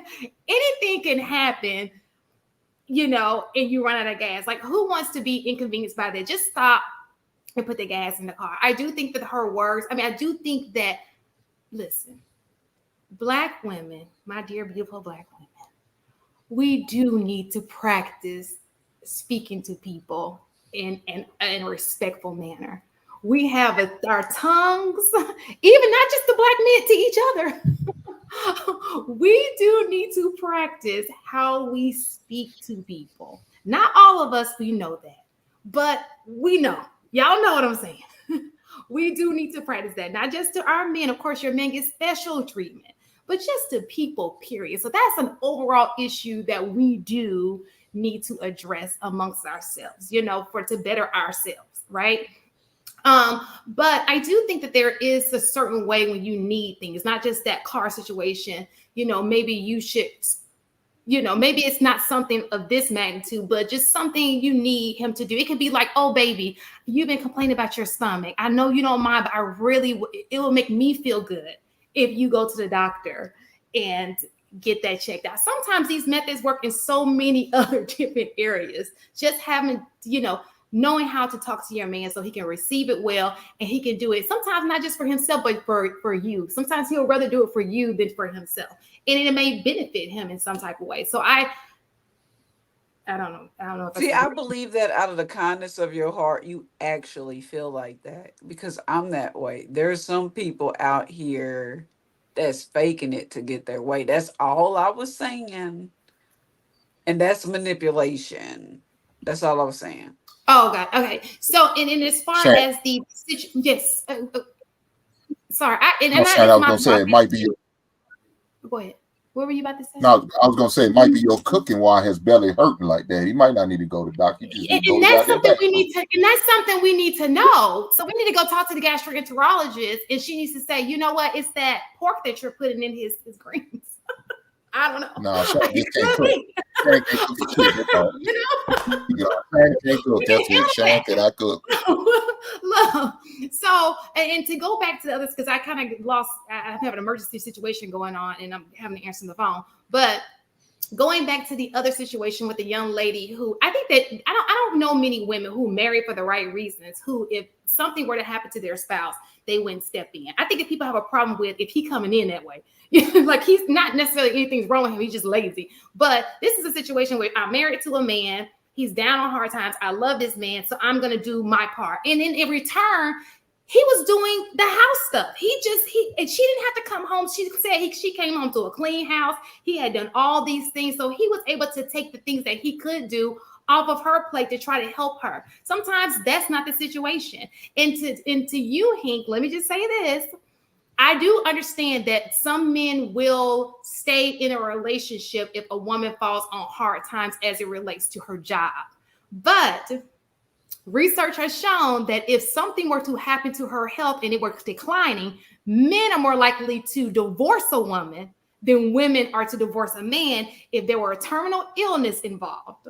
And that's research. So I agree with you when it comes to not being able to work, but as it relates to if her health is declining, let's just say maybe she's not able to have sex with you as often, or she's just, men typically are more likely, they are not all of them, because we know there are great men out there who are great husbands and they're going to stick about it. I know a few, but they're more likely than women to leave a situation if there's a terminal illness involved with their spouse. So that's all. Again, I'm sorry. You just want to fight me, Chan. I see what's going on tonight. I love me some Hank. I don't blame you.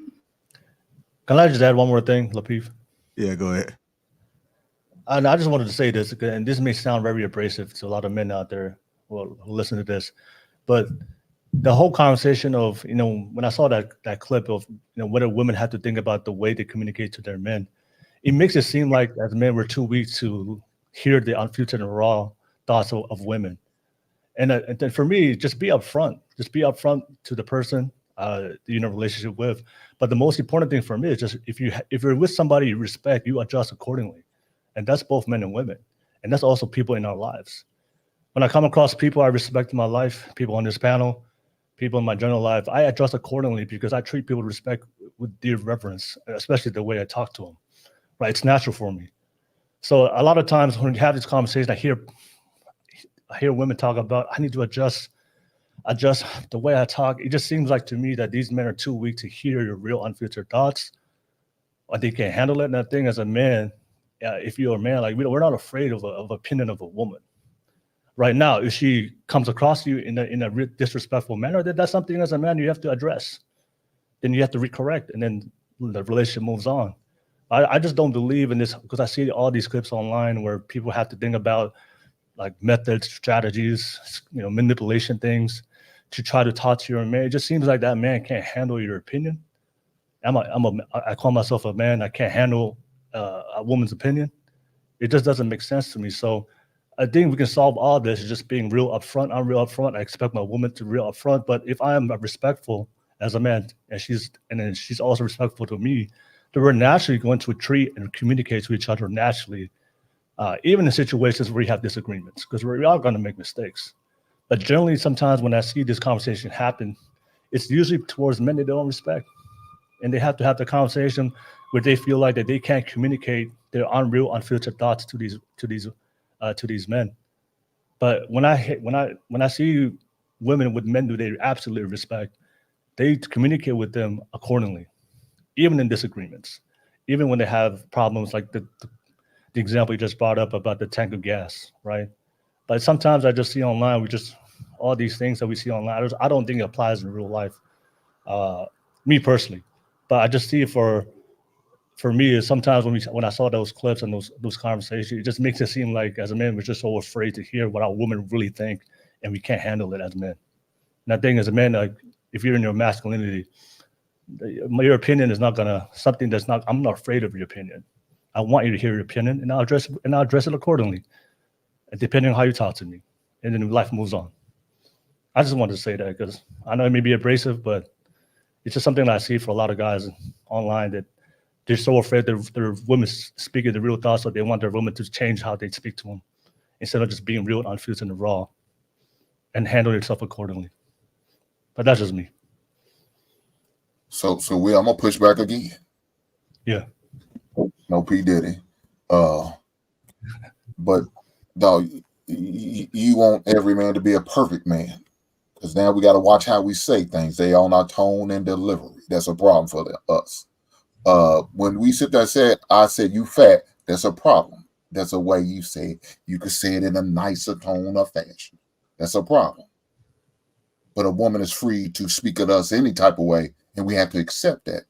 Are we less of a man if we don't? See, now, when you talk to a man like that, a man's going to forget he's talking to a woman now. If you come talk to me abrasive and harsh like that, now I'm going to forget who I'm talking to. Because now I think you just one of these other hard ankles out in the street. So it could go left if that's where it goes. But if you remain in your feminine, I will always remember I am talking to a woman. I got to make sure I'm respectful. I will treat her as such. But when you get abrasive and them hairs on the back of your neck want to raise up like you a dude, these dudes will forget you are a woman. No, I agree with you, Hank.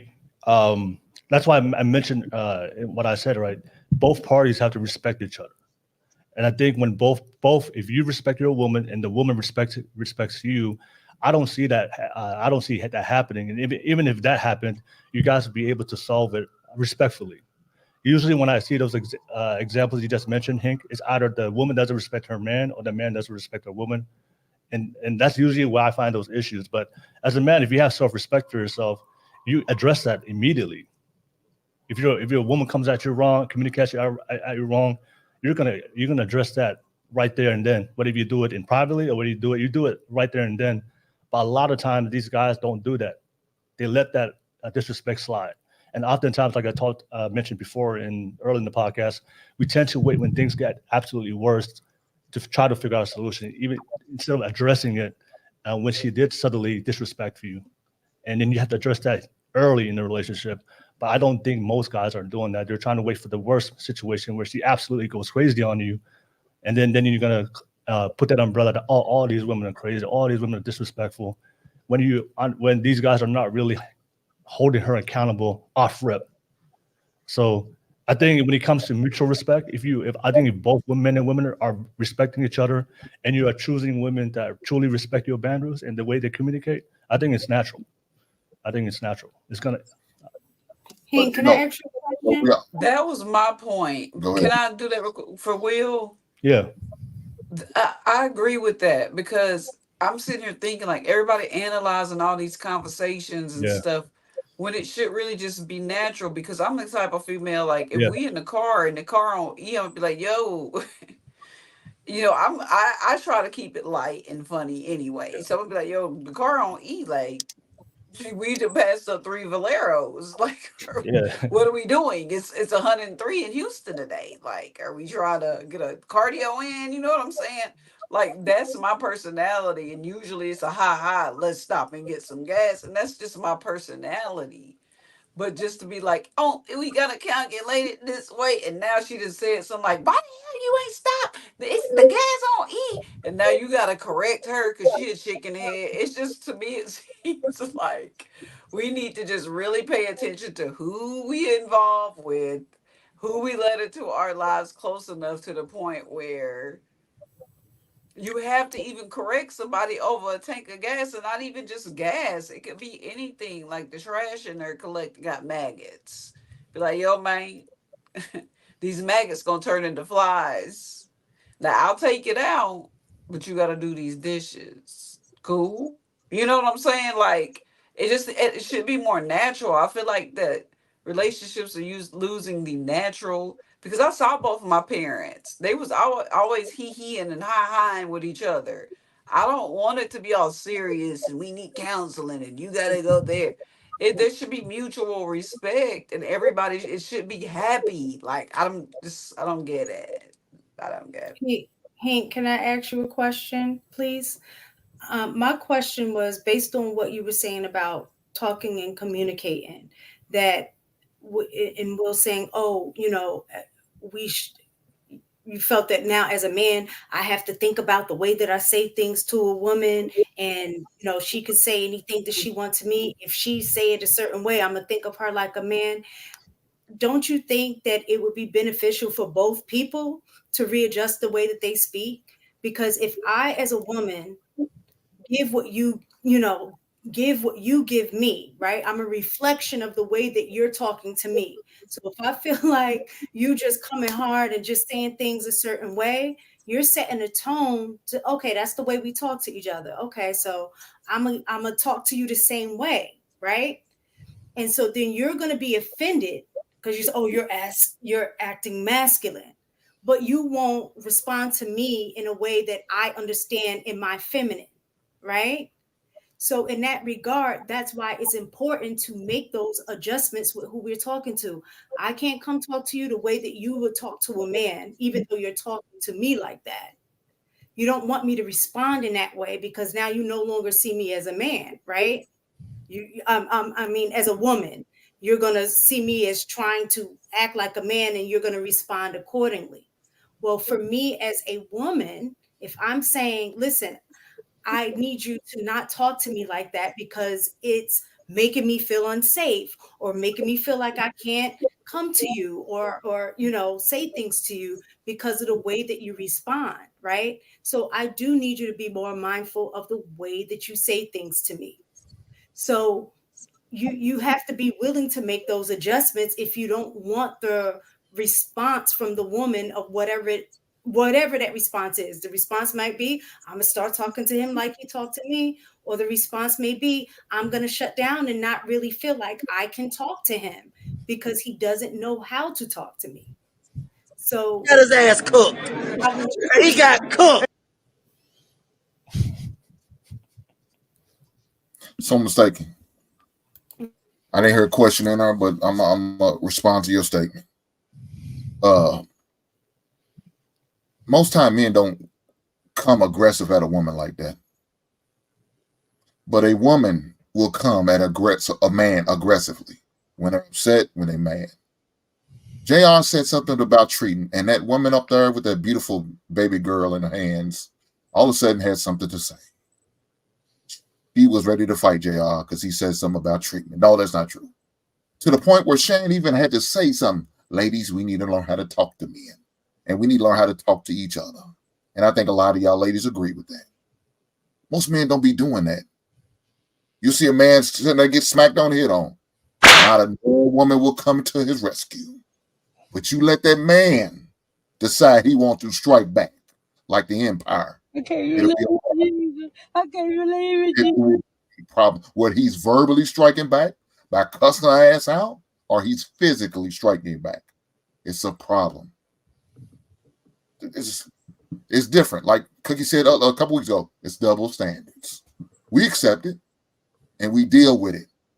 I tell my woman she's fat, y'all have a problem with it. I didn't say it in a manner of saying, you fat bitch, go lose weight. No, damn, baby, you look like you need to take care of that. Oh, that's not right. You don't need to say it like that. It's not okay. That's so insensitive. Bullshit.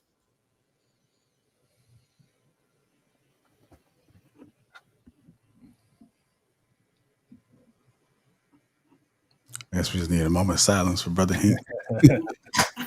I just wish his new marriage the best. Go ahead, Sophisticated Jerk. I haven't heard from you in a while. Any thoughts? Yeah, I was just going back to that car scenario. I ain't gonna lie to you, man. I'll be a little upset. My wife ain't say something direct, and I'm on E, man, and we run out of some gas. I'm gonna look at her like, why didn't you say something? So, yeah, don't be disrespectful, but definitely be direct. Like, I don't know why people are tripping off of that, man. So I agree with both. I think Hink and Will was kind of saying the same thing.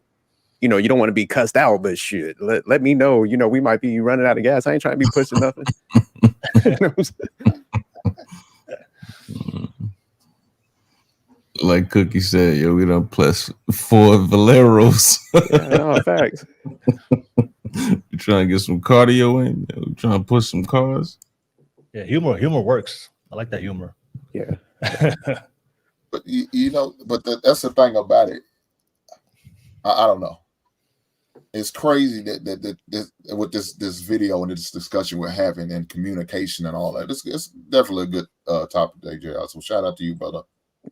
Bring that to the forefront for us. Yeah. I mean, like I've been in that situation before where I was on my way to the airport trying to make a flight and I was in a car. And I could have sworn I was going the right way. And I heard they yapping a little bit. And I'm like, nah, this the way. Well, it's gonna be a fail. Because I knew even if it was the wrong way, I had to circle back around. But it was the wrong way. It was the wrong way. And I was just waiting for her to say, I told you so. I think she kind of slid it in a little bit later, but I was just like, damn, like I had to eat that. But I mean, sometimes you got to learn the hard way a little bit. I'm not saying, but I do like the way that she said it.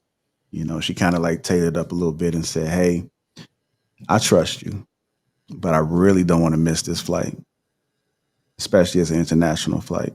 I think it wasn't an international flight, but I'm just role playing right now.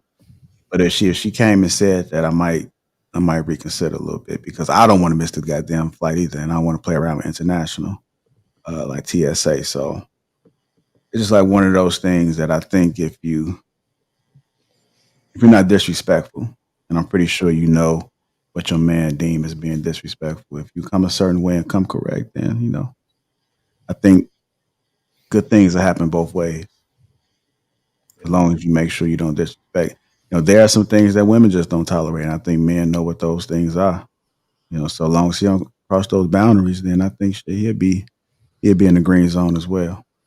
It's just nature. So some things just nature and you really just can't explain it, but it's a lot of people's default. May not be everybody. You understand there's some people out there, they just 1 in a million, and shout out to y'all, but that respect goes a long way.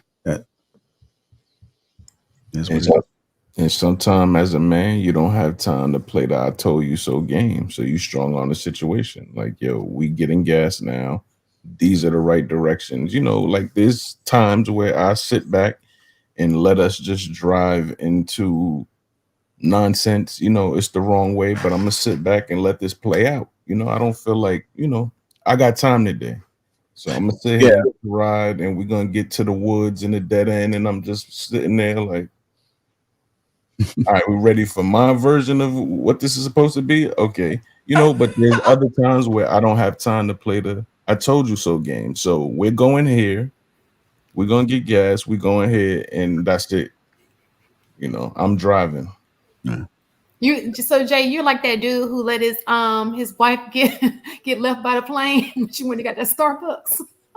Oh, like, well, nah, I wouldn't do that. Like, you know, sometimes certain situations you don't have time. You know, if it's like a nice Sunday afternoon, you know, I may have a little time to play around. So, yeah, you know, we driving into the woods and looking around. We don't see no house. It's like, It's my turn, right? Because we're not where we're supposed to be. So I want to, because sometimes it's I'll see you when I get there. What you said? sometimes it's not just like a man woman thing. Sometimes it's a personality and temperament thing too. I want to add that caveat because we're always like, oh, man versus women. We think different. But sometimes it's just maybe your personalities and your temperaments are too different that you cannot get along. Because I've always been a very direct, respectful person. But some people don't like directness, whether they're a man or a woman. I dated a man in the military long time ago. He hated that I was direct. And I never disrespected him. We didn't have arguments about disrespect. He did not like my directness. Like if his mom, he was paying all his mom's bills, and his mom would like never liked any woman he ever dated because I think she wanted to keep him to herself. That's my opinion. Hey, it is what it is. What? So, I was like, yo, your mom shouldn't have so much how did I say it? It was so long ago. I was like, she shouldn't have so much, she shouldn't be in your relationship, basically. Long story short. She shouldn't know everything that's happening in your relationship. She shouldn't influence. Yeah, she shouldn't, thank you. She shouldn't have all that influence in your relationship. And he was not trying to hear it. I was never disrespectful about it. I just brought it to his attention. Not only are you paying every bill of hers, she ain't got to work, but she hates every woman you have ever dated your entire life. Like, that should be a sign. Anyway, I stopped talking to him, and I promise you, 10 years later, he called me. And the true story, he was like, you know, you were right what you said about my mom. I just was not ready to receive it at that time. And he kept having terrible relationships until his latest relationship. He told his mom, she's not going to tell her anything about it. She can't be a part of it. And he said it's the best relationship he's ever had. And I'm like, I know, yeah, I was trying to tell you that 10 years ago. But then he just didn't like my directness. But then now, my relationship now, I'm the same direct person. And my man, he likes that I'm direct because it's like, for example, we have a back door and he left it unlocked 2 times. And it was, you know. What? Yeah, it was at night. And I was like, I can't sleep if the back door is unlocked. Like, you got to make sure that you keep it locked, because then I'm going to be anxious about it and thinking about it at night. Like, is the door locked? Because two times I found it was unlocked. And he was like, you know what? You're right. I'll make sure it's locked. Like, none of that is disrespectful. It's just direct. Like, let's make sure we can both be at peace and that both of our needs are being met. So sometimes it's not man versus woman. It's like, can that personality, can that temperament match with who you are as a person, especially if you know you're a respectful person. So I just wanted to add that caveat. Yeah, just one jewel, man. But as men, I think we should always check doors and like double check it before we lay our head down. Unless you live in Canada. Live in Canada? What's going on in Canada? You can leave your doors unlocked. You can, but people do. What part of Canada? Not Toronto, right? No, that's a joke I heard about Canada. Oh, okay, it's a joke. I'm about to say, I don't know what type it is. Because even if I was in Canada, I still would do it, man. I always double check. Sometimes if I think that I didn't check or I have checked, I'll go back and I'll check again. And I always, pull it, kind of tug on it. And then just periodically check your windows too.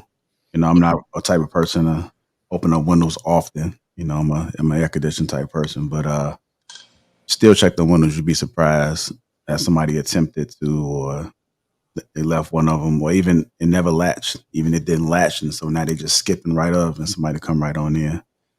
JR, this is off topic, but since he brought up Canada, was I the only one that heard Kendrick call Drake a colonizer? Because I just really wanted to know if y'all heard that new song with Kendrick Lamar. And I don't know what y'all thought about it, because he called this man a colonizer. And I was like, I couldn't stop listening to this song earlier today. I just needed some opinions. I didn't talk to my friends yet about this. What do y'all think about this Drake? Well, just so you know, Kendrick has either like 4 or 5 tracks he dropped. So already like responses. So if you haven't caught up, you might want to catch up balance. Oh, no. Listen to more. I got to No. She's right. She listened to the last one. I listened to the one. To the very last one. Yeah, the one. What did y'all think about it though? Did y'all hear it? I haven't heard it, but I want to listen to it now. I thought it was a good angle. I like it. It's good. It's West Coast. He did it for the West Coast. I know that song was specifically something people can crip walk to, gang bang to. You know what I mean? So what? So gang bang to it? What is he talking about? No, Talking the about beat. I mean the Aubrey, tempo. Jimmy The in the tempo. wheelchair. Degrassi, Jimmy. Yeah. I can't believe Yeah. y'all we made Jimmy famous. What do you Do y'all mean? We So remember made why did Degrassi? did he call him a colonizer because he's from Canada or because he's biracial? Well, he's saying he's like this Jewish rapper who goes to Atlanta when he's running low on money to sell out shows to Black people, and basically he's getting money off of them. Like he's colonizing them. In an interview. Yes, he did. She's right. That's what Kendrick said. I'm just Yeah, paraphrasing. he's saying Not he's to forget appropriating. that blackface picture he has up on the internet. Have y'all seen that? Mm-mm. It's horrible. So none of y'all listen to this Kendrick. Okay. No, I did listen to it. Pulitzer Prize winner Kendrick. He's trying to paint the picture that Drake is appropriating Black American culture that is not his. You know, he's doing a great job of it. And He's doing a great job of painting that picture. what do you think, Jay, about it? About Drake. About what Kendrick said. Do you think that's true? It hurts me to say it, but I feel that he has tapped into a lot of it. But if that's what you look to him for, meaning if you get your cultural taste from Drake, then that says something about you. You know what I mean? You've been led astray, my Right. friend. Like if you go to Drake to hear some bars and some nice club music and some decent, sounding beats, then okay. But if you're looking to him for cultural context and cultural, none of that's coming from him. You know what I mean? He was a kid raised in Canada. Balance, can I ask you a question? And this is off of this topic, but it was something that I saw in the chat that I think maybe men can understand a little better. And since you speak that language of like counseling language, kind of, it sounds like. So one of the comments was, well, what because you were saying something along the lines of talking about, the emotional needs or what have you. And one of the comments was, well, what is all of this emotional, what is the emotional needs like for a man? Like saying in terms of what a woman needs emotionally.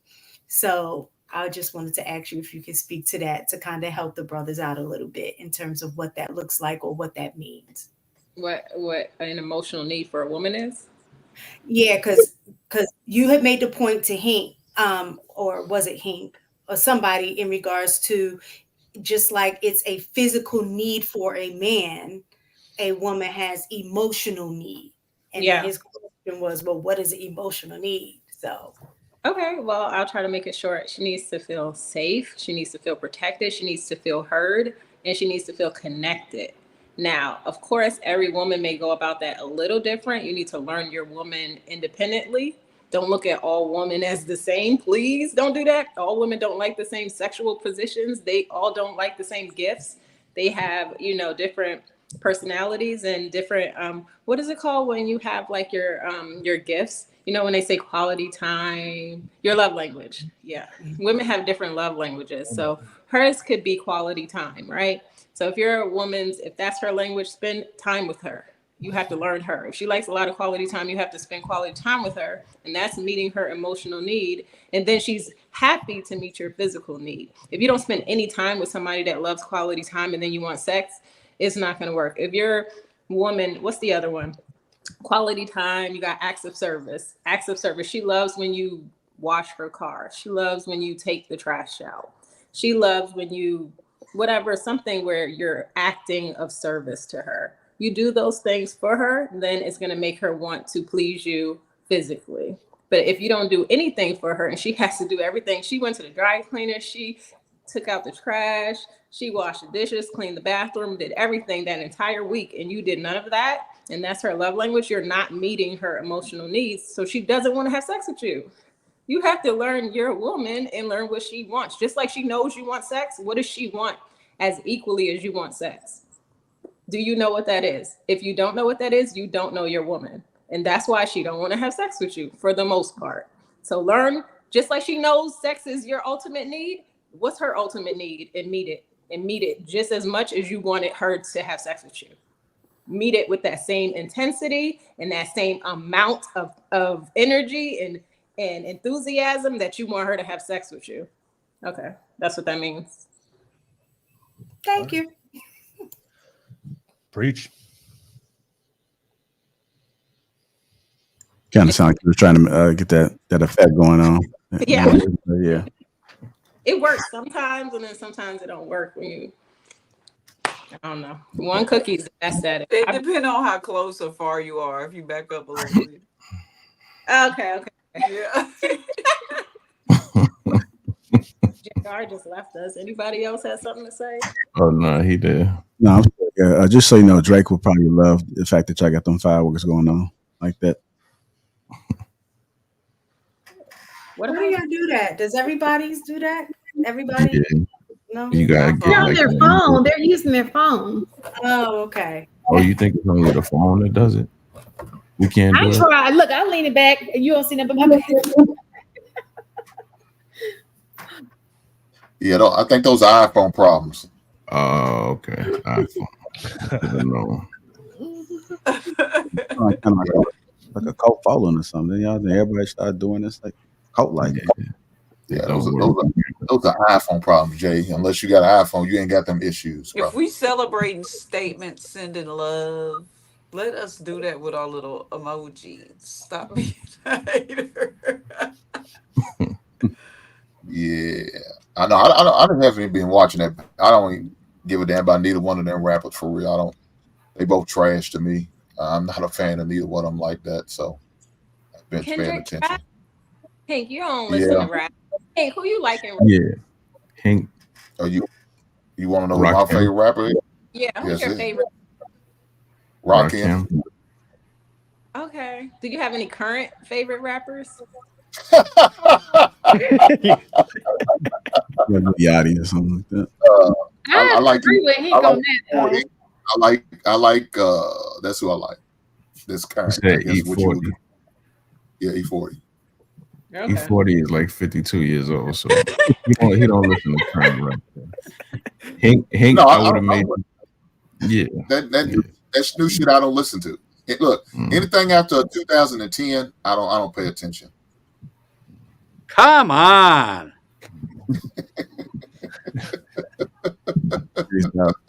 Right quick.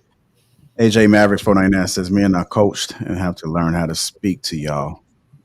So all our life, this woman is talking the initiative, be coachable and learn me and kudos to her. Into the Black Dragon, men are petty and narcissistic like women are. Harrison Davis 199 says, Steve Sham patiently waiting. That's when Sham you do that. I don't understand why y'all hold y'all the whole entire time. You know, why not wait till like when you sense that their tone has died down a little bit and then come up? Because a mistaken beat me to it. She just jumped in there. I was like, I can't. I'm no match for mistaken. I can't do it. It's a battle thing. Okay. You know, right on. All right, y'all, man. Hit that like button. Also, make sure you subscribe to the channel. Let's make sure we follow everybody on the panel. Make sure you check out their YouTube channels, and let's make sure that we support each other, hold each other down in this space, and let's keep pushing this good content out, y'all. Hopefully, y'all guys enjoy the rest of y'all Sunday. I definitely will be enjoying mine, so y'all make sure y'all stay safe out there. All my truck drivers, y'all be safe. And anybody that's working, y'all make sure y'all be safe. We understand the summertime is coming, and your thoughts can be thinking about the next holiday that's coming up, which I don't know what it is. It was the 4th of July. That's the next holiday for the people that do celebrate holidays. Memorial Day. Memorial Day. I try to make every day a holiday. So Mother's Day, though, right? Mother's Day. Mother's Day is June. Oh. Yeah, that's not a national. Mother's Day. Mother's Day next Sunday. Yeah, we don't care about Mother's Day. What? Cut it out. Listen, he's talking.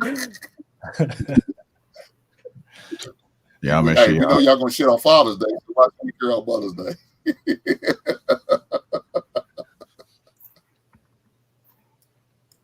just playing, ladies. Calm down. Uh-oh.